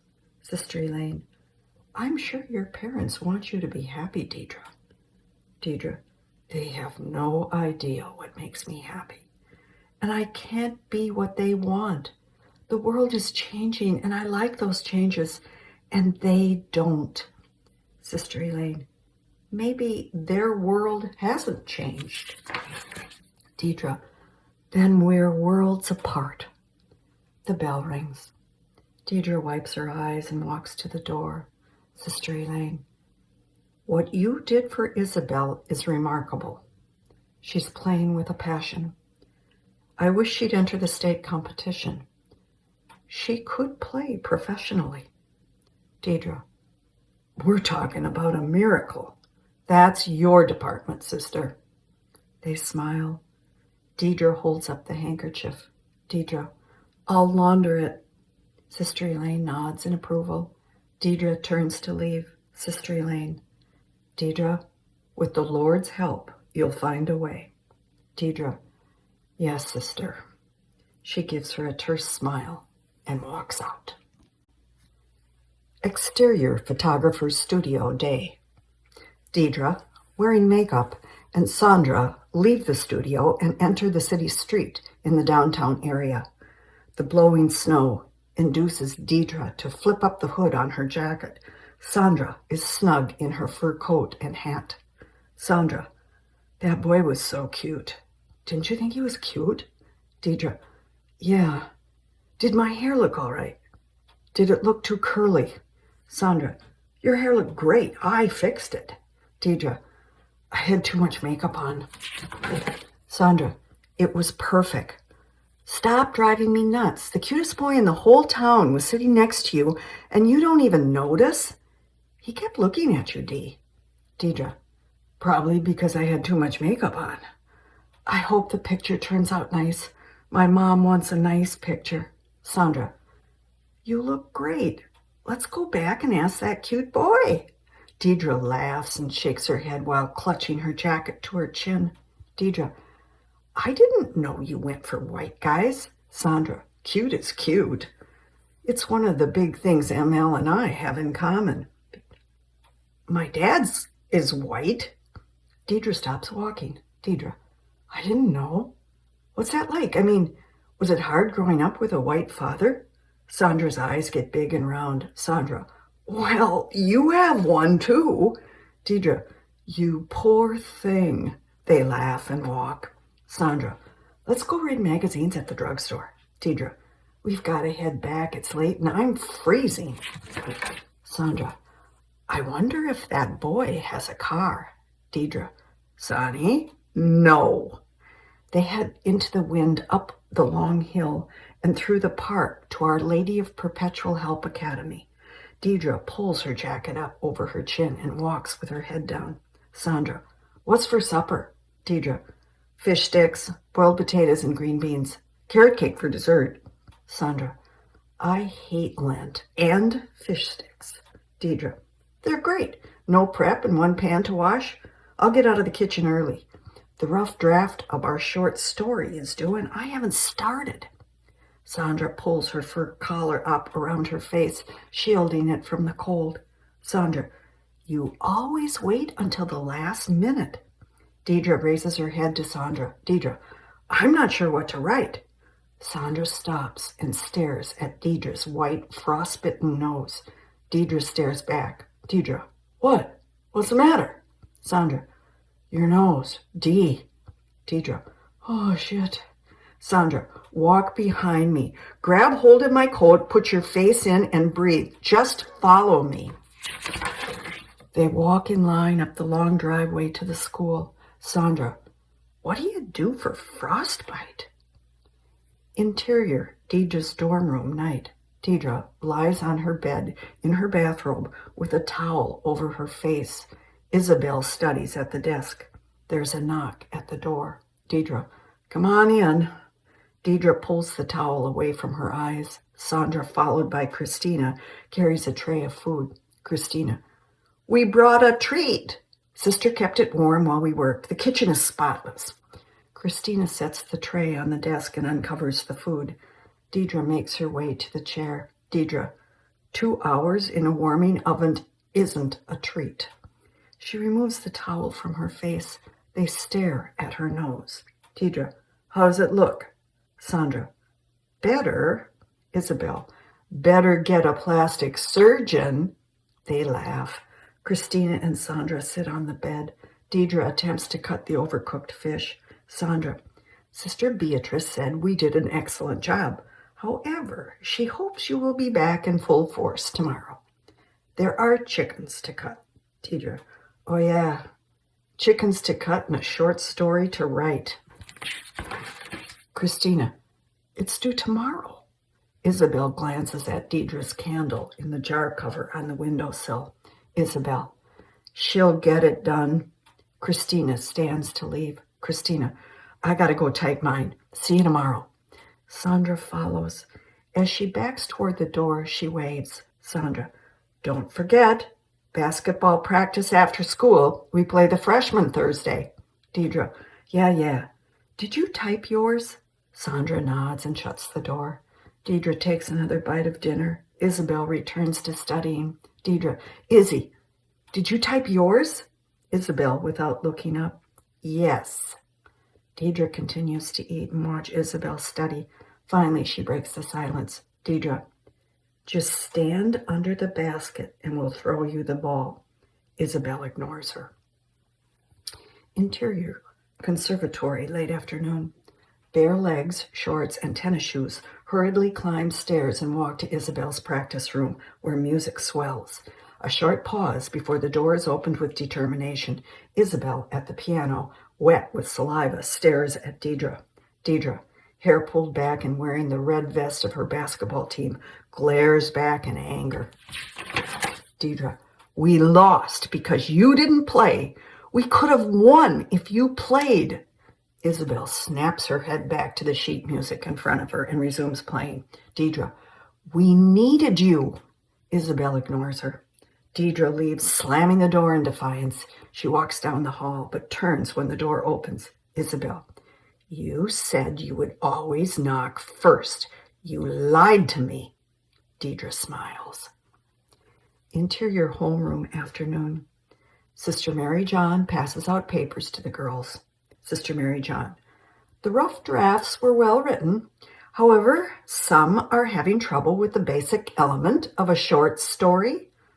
Too much description. Concentrate on a single character trait and develop it. Do this with suggestion or implication.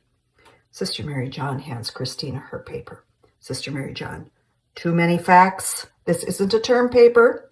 Show that the highest suicide rate is among Indian teenagers through dialogue, or perhaps start the story at a funeral. Christina raises her eyebrows with enlightenment. Sister Mary John continues to pass out the papers. Sister Mary John, set your story in one place with limits and write within them. Know who is telling the story. She hands Sandra her paper. Sister Mary John, point of view is important and helps readers identify with the character. Establish it and stick to it. Sandra, point of view? Sister Mary John, chapter 5. Sister continues passing the papers. Sister Mary John, the biggest problem for most of you is what I call the so what syndrome. If you tell the reader something is going to be terrible, it better be terrible. She hands Deidre her paper. Sister Mary John, an interesting setup, but don't tell me I'm getting something that doesn't exist. The point of the story should be clear. Deidre reads the red marks on her handwritten papers. Sister Mary John continues down the road to the twins. They both reach for the paper. Sister Mary John, until you are both established as independent, successful writers, there will be no collaboration. Twins in unison. Yes, sister. Sister Mary John leans against her desk. Sister Mary John, overall, I'm pleased. Final drafts are due the second week in May, along with your journals. The final grade will be a combination of those two assignments. Now, good news, early dismissal for Easter vacation. The room bustles with desks opening and chatter from the girls. Sister Mary John raises her voice. Sister Mary John, however, I remind you that upon your return, we'll prepare for the last school competition of the year, the talent show. Girls groan. Your excitement is overwhelming. Your mind's on the future, but I must point out that this senior class hasn't won a single competition this year. We'll choose a senior representative to the talent committee when you return. Happy Easter. Oh, good luck to Sandra with her state music competition. Class dismissed. The room erupts. Girls, Sandra, Sandra, Sandra. Sandra takes a dignified bow as all gather books and exit. Deidre remains seated, reviewing her paper. Isabel stops as she passes. Isabel, you sure you don't want to come home with me? My father said he would take us to a play. Deidre, I didn't get parental permission. Isabel, I'll see you Monday. Isabel leaves. Sister Mary John watches Deidre, the only student left, as she prepares to leave. Sister Mary John, the Holy Saturday candlelit service is beautiful. I'm glad you'll be joining us. Deidre, thank you, sister. A forced smile crosses Deidre's face. She picks up her books. Exterior school grounds, late afternoon. Deidre walks alone down the road to the pond. The snow is gone and the trees are budding. Geese fly low overhead, honking as they land on the open water. Interior chapel night. Alone in the choir loft, Deidre looks down into the darkness at the altar, lit with candles. The chaplain raises the candle in his hand to the large Paschal candle and lights it from the flame. He walks to the congregation and in Gregorian chant sings, chaplain singing, Light of Christ, nuns singing, Thanks be to God. He walks to the sisters in the first pew and lights their candle. They in turn do the same to their neighbors. The chapel glows with candlelight. Deidre looks down from the flickering flames from the choir loft, an unlit candle in her hand. Interior school kitchen day. Deidre sits at a table elegantly set with a ham dinner. Sister Beatrice strikes a match, lights a candle, then sits down across from her with a cup of coffee. Deidre, this is really nice. Sister Beatrice, Happy Easter, Deidre. Deidre, thank you. Deidre picks up the fork as she looks down at her plate. Her eyes lift to view the entire table until her gaze rests on the candle. Interior Deidre's dorm room, early evening. At the desk, a small stub of a candle burns in the jar lid. Deidre writes in her journal. Soft classical music plays from the record. Deidre looks out at the long shadows from the setting sun.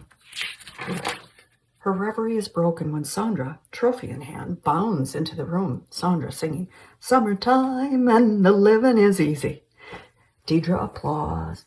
Sandra bows. Sandra, thank you so much. She sets the trophy on the desk and plops on the bed. Sandra, those first place trophies are so heavy. Deidre admires the shiny statue. Deidre, how was the competition? Sandra, the same, tough. I was nervous. There was more opera. Deidre, how does it feel when everyone stares at you, waiting to hear what comes out of your mouth? Sandra, exciting. I feel important. Deidre, I'll bet you had a great Easter celebration. The music stops. Deidre lifts the needle off and puts the album away. Sandra watches her with a distant stare. Deidre, Sonny, how was your Easter? Sandra, okay. A friend of mine got hurt. He's in the hospital. Deidre, hurt? What happened? Sandra, I'm not sure. Some sort of a sit-in, kind of a protest.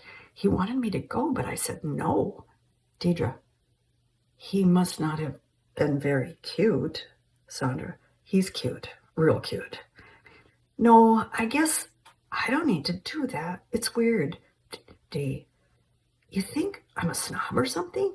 Deidre, if he got hurt, it sounds like you were smart. Sandra picks up her trophy. Sandra, maybe I'm spoiled, talented, rich, and taken care of. I'm like this pseudo-black person. People with my same skin color are dying in streets for racial equality, and I'm trying to decide what clothes to take to Juilliard. Maybe I'm shallow. Deidre, you're not shallow. Maybe it's not your job to solve the country's prejudice problems.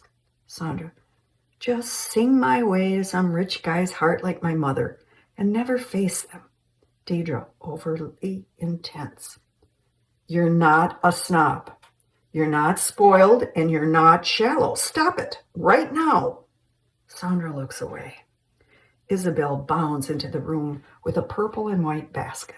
Isabel, Deidre, look, I brought you an Easter basket. Deidre returns a weak smile to Isabel. Sandra watches pensively. Interior dorm hallway morning. With the ring of the bell, the hallway fills with uniformed girls carrying books. Deidre, with a large brown stain on her blouse, rushes against the flow, passing Isabel. Isabel, you're going to be late. Deidre, tell her I had to change my blouse. I spilled coffee. I'll be right there. Interior school hallway morning. Deidre, wearing a clean blouse, walks briskly to the end of the quiet hallway, to her homeroom door. She timidly enters. Interior homeroom same. The entire class smiles at her. Sister Mary John, congratulations. You've been elected senior representative to the talent show committee. Deidre, I didn't know I was running. Sister Mary John, nominations were taken this morning, right after roll. Deidre, I'm sorry I'm late. Sister Mary John, it's all right, Deidre. Just do your best to help us win. Please, take your seat.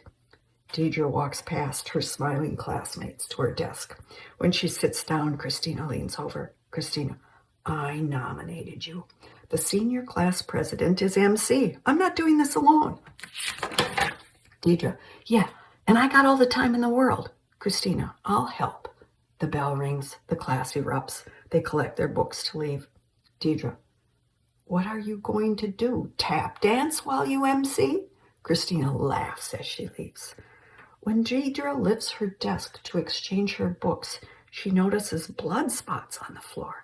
She follows the spots to Isabel and a large blood spot on the back of her skirt.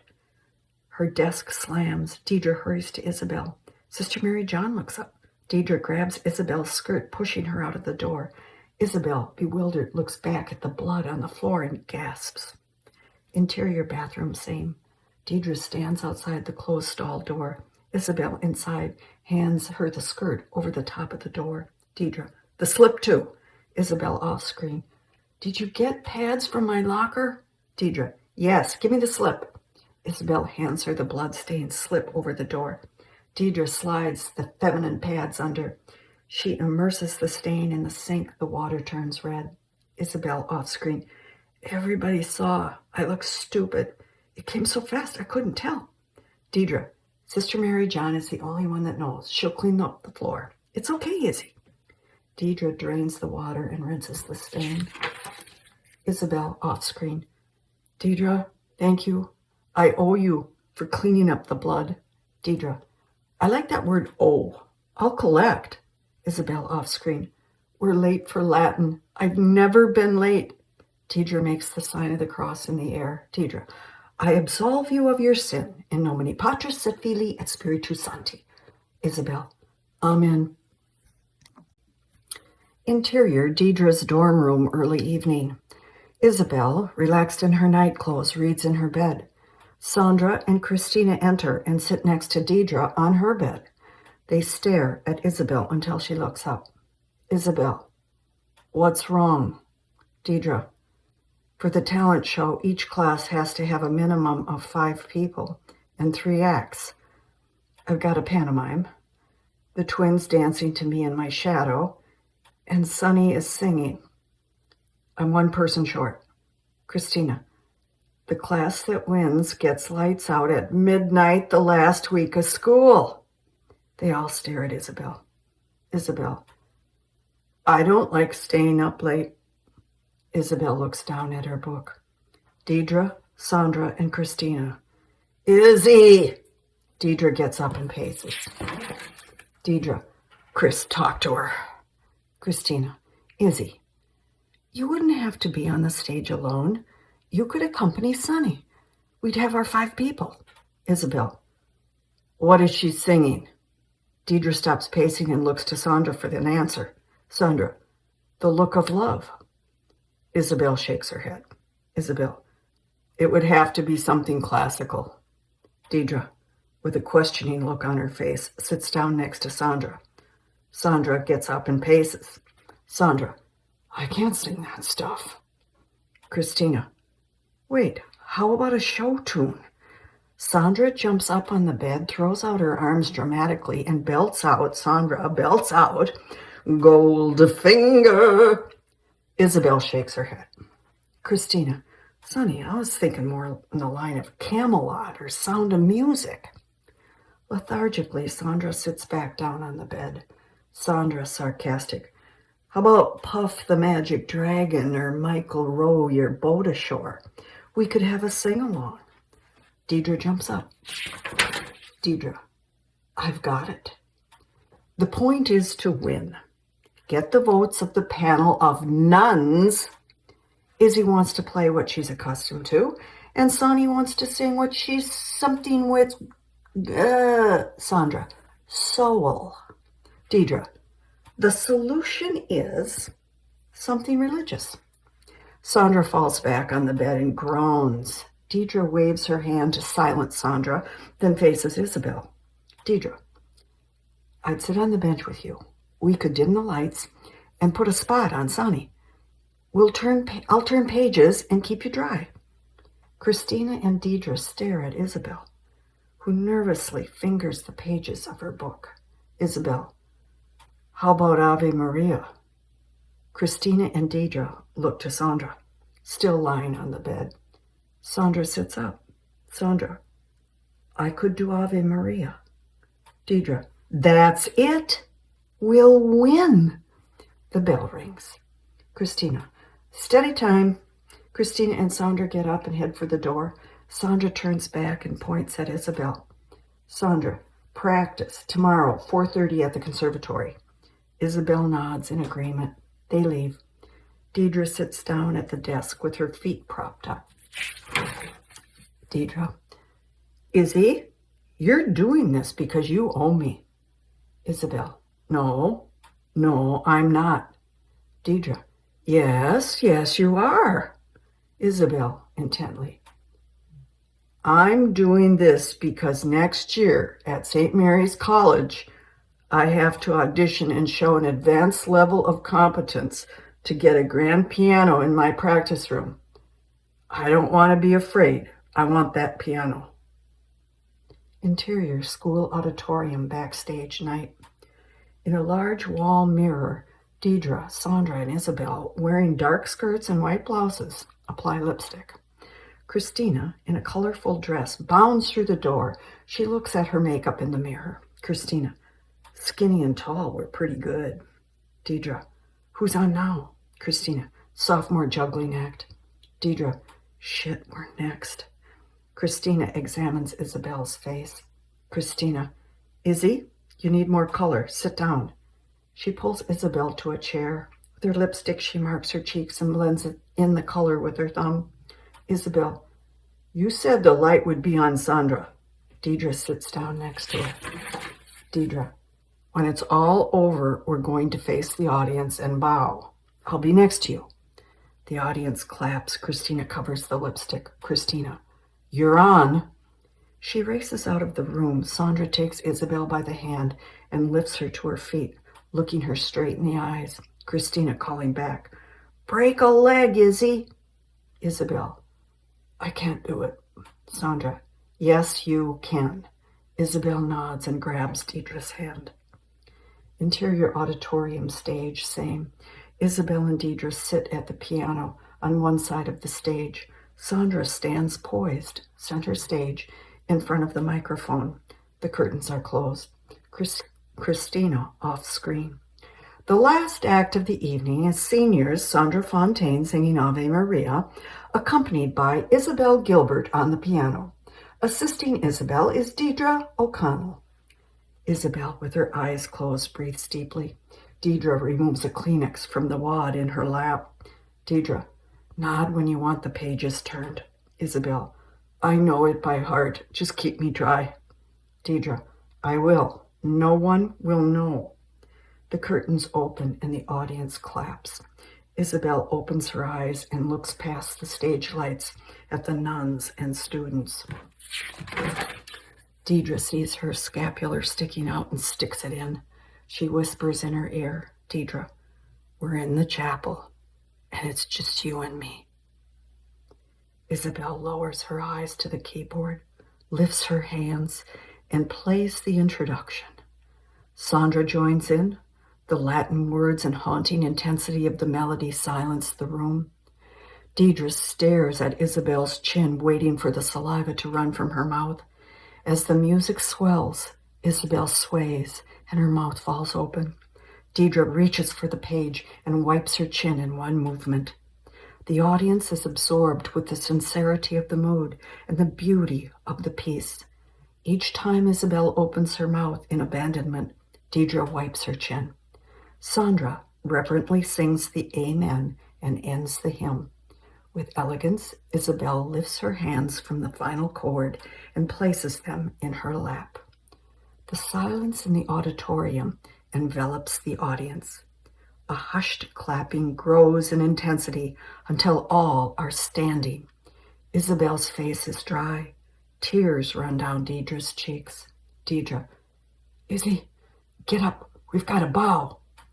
Deidre wipes her own face and follows Isabel to Sandra's side, awkwardly bending, dazed by the audience's reaction. The curtain closes. The clapping continues. Deidre pushes Sandra and Isabel through the curtain to take a final bow. They reunite with a hug behind the curtain, and the applause dies. In front of the curtain, Christina addresses the audience. Christina.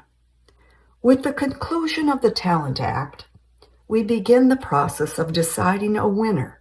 Of course, I hope the seniors win, and last year I wanted the juniors to win.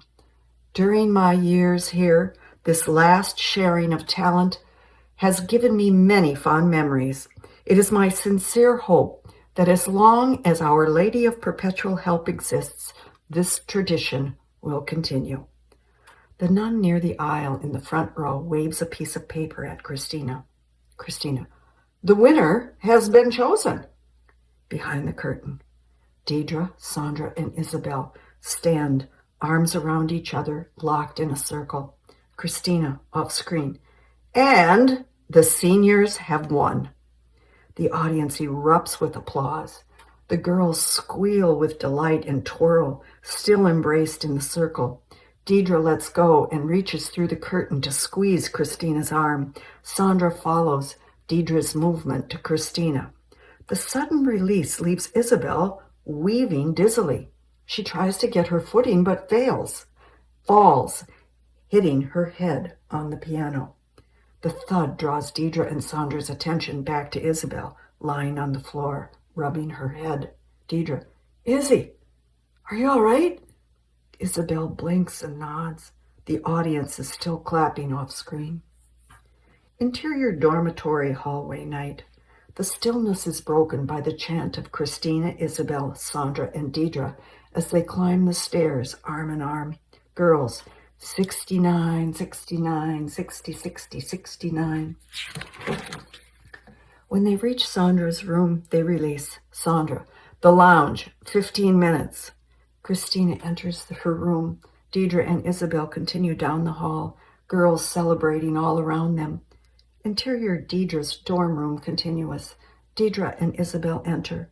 Isabel immediately lies down. Deidre, Izzy, get up. We got hot chocolate and popcorn until midnight. Let's celebrate. Isabel, I'm not going. I'm tired. Deidre, tired? Izzy, we won because of you. You've got to come. Isabel stands and slips off her shoes. unzips her skirt and drops it on the floor, then lies down and closes her eyes. Deidre picks up the skirt and folds it over the chair. She sits down next to Isabel. Deidre, you're exhausted. Go to sleep. We'll celebrate tomorrow. She helps Isabel under the covers. Isabel closes her eyes. Isabel, I'm not going to brush my teeth. Deidre smiles. I won't tell. Isabel, Dee, next year when I have to audition, will you come and help me? Deidre, God, Izzy, I don't know if I can. Isabel, if you can, will you come? Deidre, sure, if I can, I'll be there. Isabel smiles. Deidre turns off the light. Cut to black. Interior, Deidre's dorm room morning. The bell rings. Deidre groggedly rolls out of bed, searching for her slippers with her feet. Deidre, Izzy, get up. You'll miss Mass. She walks to the window and opens the drapes. Bright sunlight streams in. Deidre, I hope I can survive a week of midnights. She looks over at Isabel lying in the bed. Deidre, Izzy, Izzy! She walks to the bed and looks down on Isabel's white face, haloed with her scapular. She reaches down and lifts her hand. After a moment of fearful realization, she runs into the hall screaming. Deidre, Sister Elaine! It's Isabel! Later, Sister Elaine kneels by Isabel's bed with all the girls crowded around her. As she prays, she makes the sign of the cross on Isabel's forehead, lips, and heart. Sister Elaine, eternal rest grant unto her, O Lord, and let perpetual light shine upon her. May her soul and all the souls of the faithfully departed, through the mercy of God, rest in peace. The girls, amen. Sister Elaine bows her head, makes the sign of the cross, then looks up with tears in her eyes. Sister Elaine, Christina, call an ambulance. Christina rushes out. Sister Elaine stands and faces the rest of the girls. Sister Elaine, the most we can do for Isabel right now is get ready for Mass. The girls disperse quietly, leaving Deidre alone with Sister Elaine and Isabel's body. Sister Elaine, Deidre, go get Father. He should be in chapel. With a dazed reaction, she turns to leave the room. Sister Elaine, Deidre, put on your robe and slippers. Deidre turns back and looks at her. Deidre, yes, sister. Interior, Deidre's dorm room day. The stub of a candle flickers in a jar lid. Deidre writes in her journal at the desk. There is a knock. She lifts her head to the closed door. Isabel's side of the room is cleaned out. Deidre, come in. Sister Elaine enters. She sits down and hands Deidre Isabel's scapular. Sister Elaine, he said it was no problem, that you are welcome to have it. Isabel told him you were her best friend. Lovingly, Deidre takes the worn cloth into her hands. Sister Elaine, she died from a blood clot to the brain around midnight. Deidre lifts the scapular to her heart. Deidre, she was dying and I went to sleep. I should have done something. Sister Elaine, you did everything you could. Deidre, we didn't even get to say goodbye. Sister Elaine holds Deidre's hand. Sister Elaine, the closeness you and Isabel had will always be with you. Sister Elaine stands. Sister Elaine, your mother has arrived. Deidre nods. Interior lounge day. Deidre enters wearing the sweater her mother gave her for Christmas and carrying a framed picture. She approaches her mother, looking out the window. Deidre, I'm glad you came. Her mother turns. Mother, I'm sorry to hear about your friend. Deidre nods. Her mother touches the sweater. Mother, you've kept it nice. Deidre sits and hands her the picture. Her mother smiles warmly. Mother, it's lovely. Her mother hands Deidre an envelope from her purse. Mother, you've been accepted to the university. money for the bus ride is in there. Colleen is expecting you. She'll help you find a job. Deidre fingers the envelope. Deidre, I'm sorry I hurt you. Mother, never take God's name in vain. Deidre, he does it. Why do you overlook his anger and mine is intolerable? Her mother closes her purse and looks out the window. Mother, when you find a man, you'll understand. Deidre, I don't think so. I'll never understand this. Mother, there is so much you don't know. Deidre, I know what I feel and see. He doesn't love me. Her mother tears up.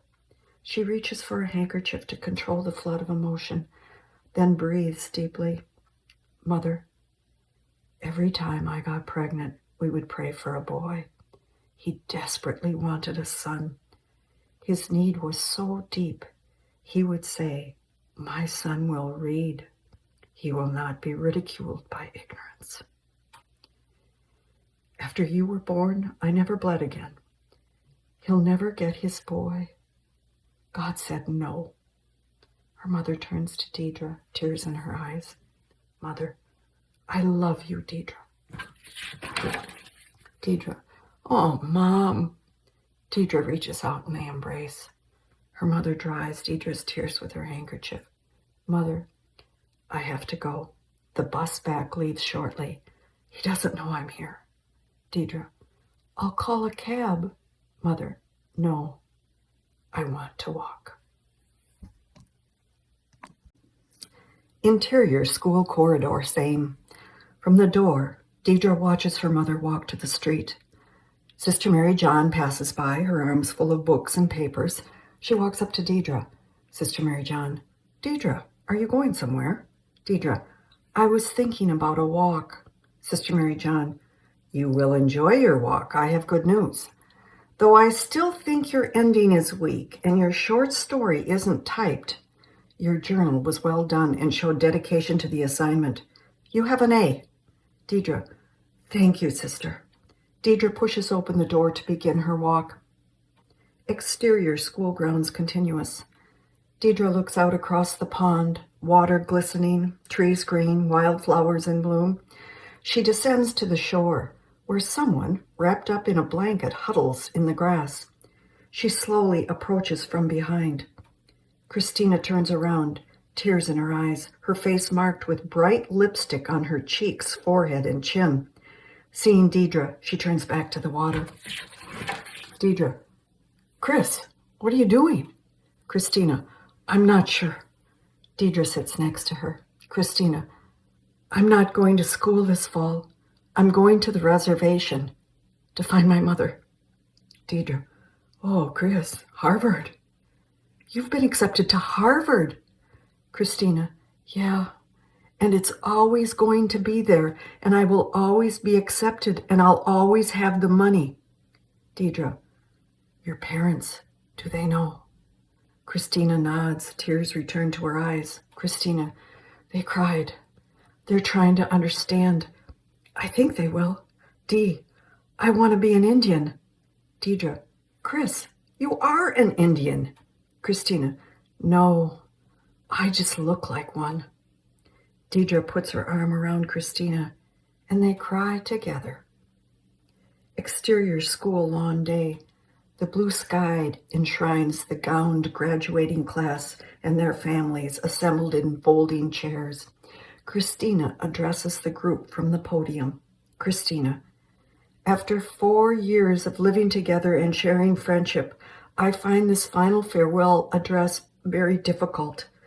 Already, we have had to say goodbye to Isabel, and we weren't prepared. In her memory, let us pray. They bow their heads. Christina looks up to the blue sky.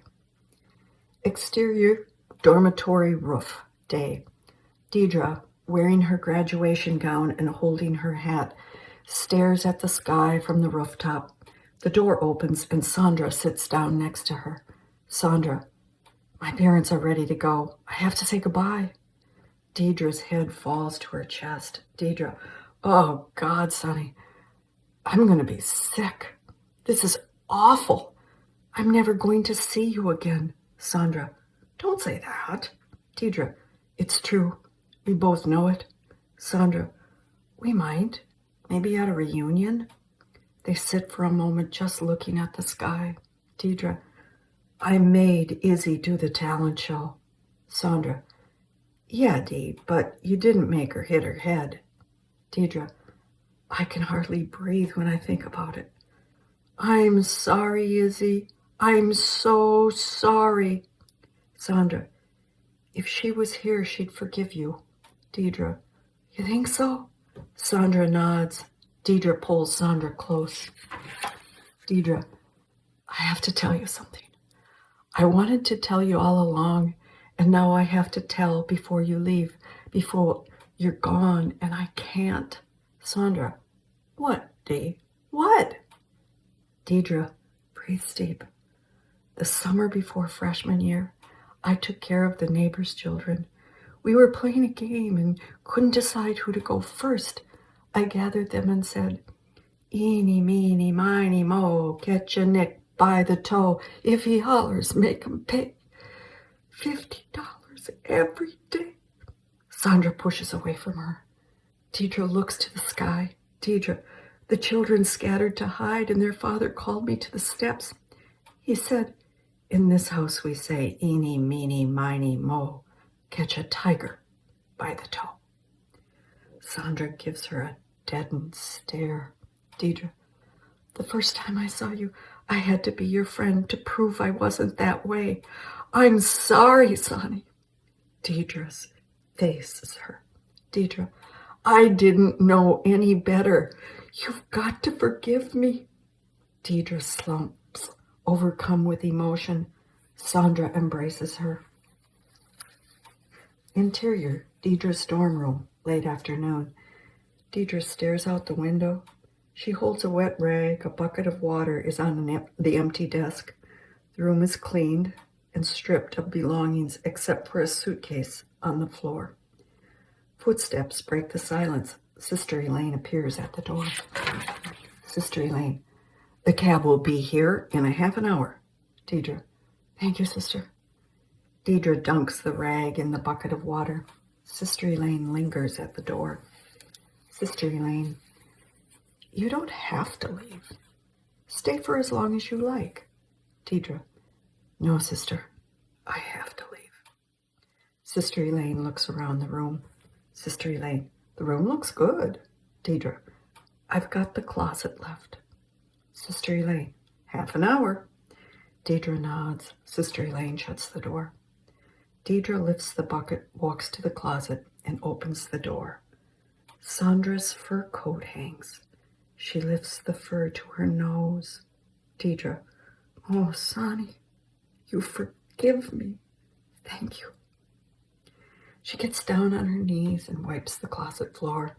A spot of hardened wax stopped her. She pries it loose with her thumbnail, then continues to clean with rhythmic motions of the rag.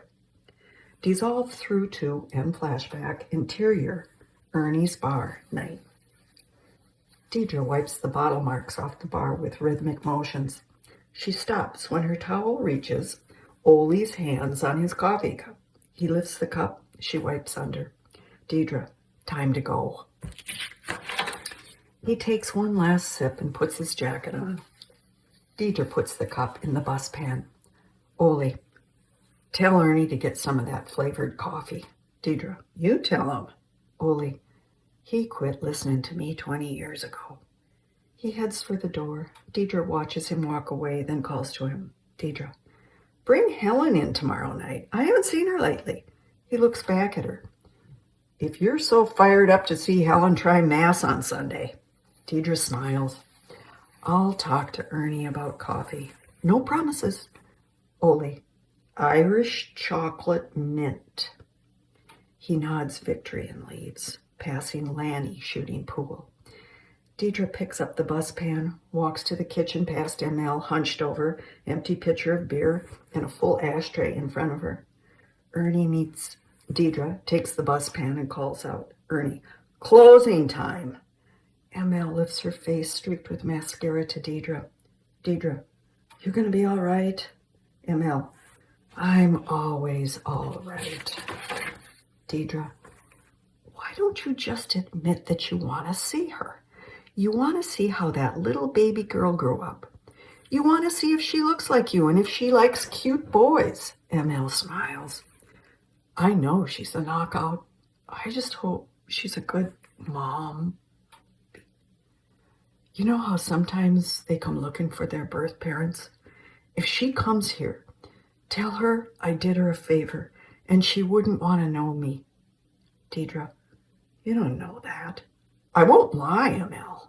ML, tell her I was a crummy mother and that I never loved her. Deidre, I said I won't lie. ML pounds fist. That's true. Deidre, you love her right now. This very minute you can't live without her. ML sobs. From under the bar, Deidre lifts a box of tissue. ML wipes her streaked face. ML, what am I going to do? Deidre, you're going to go on loving her just like you do now. And if she comes here looking for you, I'll tell her all the stuff we did, all the times we laughed, and what a great shot you are in basketball. ML rolls eyes. Deidre, and I'll ask her where she lives so you can call her and tell her you love her, okay? ML, right, and life's a party. Deidre, can be. You know, at some parties, the gifts aren't opened until the end. I'll get her number. ML nods. Ernie comes out of the kitchen, jiggling the keys. Ernie, time to lock up, folks. Ernie turns out the back room lights.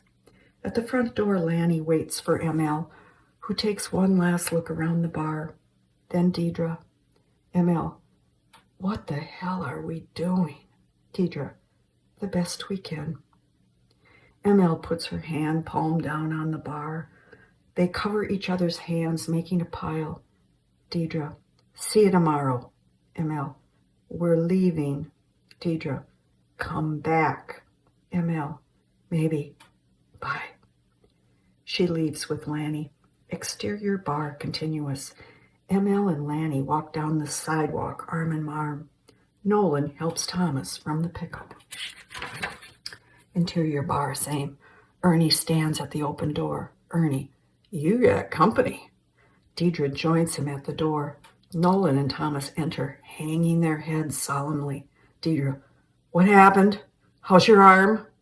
Thomas and Nolan look downcast. Deidre, tell me what happened right now. Thomas chuckles. The boy won. He went the distance. Deidre scolds. Are you crazy? 9 innings on that arm? Beat. A no-hitter? Nolan to Thomas. She always wants more. To Deidre. 2 hits. Deidre gives Nolan a hug. Deidre, you did it. You healed it. Pushes back.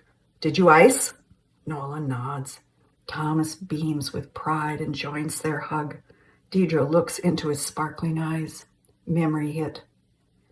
Exterior O'Connell House night. Deidre, mid-20s, carrying a bundled baby, knocks on the front door. Thomas opens it. Startled, he stares at her. Deidre meets his stare. Deidre, I came back for her funeral. Thomas' stare falls to the baby. His face softens. Thomas, what did you name him? Deidre, Nolan. Thomas opens the blanket and looks at Nolan's tiny face. Thomas, give me the boy. Deidre hands the bundle to Thomas, who takes the baby into the house. Deidre follows. Return to scene. Deidre blinks away the memory and loosens her grip. Thomas pulls a letter out of his pocket and holds it up to the light. Thomas, it's money. He hands it to Deidre. She tears it open and reads. Deidre, Sports Fitness Magazine bought my article on getting your arm back in shape. $500. Nolan, way to go, Mom. But I should get it cut. It's my arm. Deidre shakes her head. Thomas laughs. Deidre, you 2 heroes better get to bed. Nolan, come on, Grandpa. They head for the door. Nolan turns his face to Deidre and winks. Deidre, his pills. Nolan nods. They leave. Ernie locks the door behind them. Ernie, I'll give you a break. I'll mop tonight. Deidre, you got a heart of gold, Ernie. Ernie goes back to the kitchen. Deidre lifts a computer and her backpack from the cupboard under the bar. She maneuvers to the closest booth, sets the machine on the table, and readies for use. The backpack hangs from her shoulder. Ernie pushes the mop and pail from the kitchen. Ernie, your usual? Deidre, yep. She sets the check next to her keyboard, then digs through her backpack, retrieving discs, paper, and pencil. Ernie sets a cup of tea next to her. Ernie, how do you drink that stuff? Deidre, with my mouth. Ernie, yeah, and you got a smart one. Deidre, and you love it. Ernie, you know what you need? Deidre, yes, Ernie. Ernie, you need a man, Deidre. Deidre, the pickings are slim. You proposing? He walks back to the mop. Ernie, hell no. I need someone to run this place so I can retire. I can't even get you to show up on time. Deidre, all you need to get out of this bar is a pinch hitter. I need to write a game-winning grand slam home run. Ernie mops. Deidre pages through a notebook. Ernie, why do you write? Deidre, why do you cook? Ernie, I like to cook. Deidre, I like to write. Ernie, is this one about me? Deidre, you're in it. He looks up from mopping. Ernie, I got 100 pounds of chicken to cut tomorrow. Can you come in early? Time and a half. Deidre, only if we race. Ernie wags head. What's the point? You always win.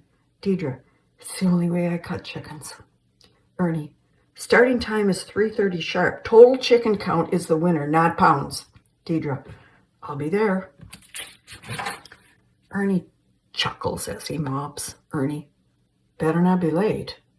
Deidre relaxes, her gaze fixed on the lighted screen. She inserts a disc and is poised to write when she notices the empty ashtray. She digs through her backpack and pulls out a half-burned votive candle. She places it in the ashtray and lights it. She leans back in the booth, drinks her tea, and stares at the reflection of the candle in the screen. She sets the teacup down and brings her fingers to the keyboard. On the screen, her words appear as she types. Deidre, voiceover. Mea Culpa by Deidre O'Connell. Pause. For every death, there is a resurrection of life. When Izzy died, we were all resurrected. We just didn't know it. You see, a resurrection can take a few years. The click of keyboards serenades Ernie as he moves the mop back and forth across the floor. Fade out. The end.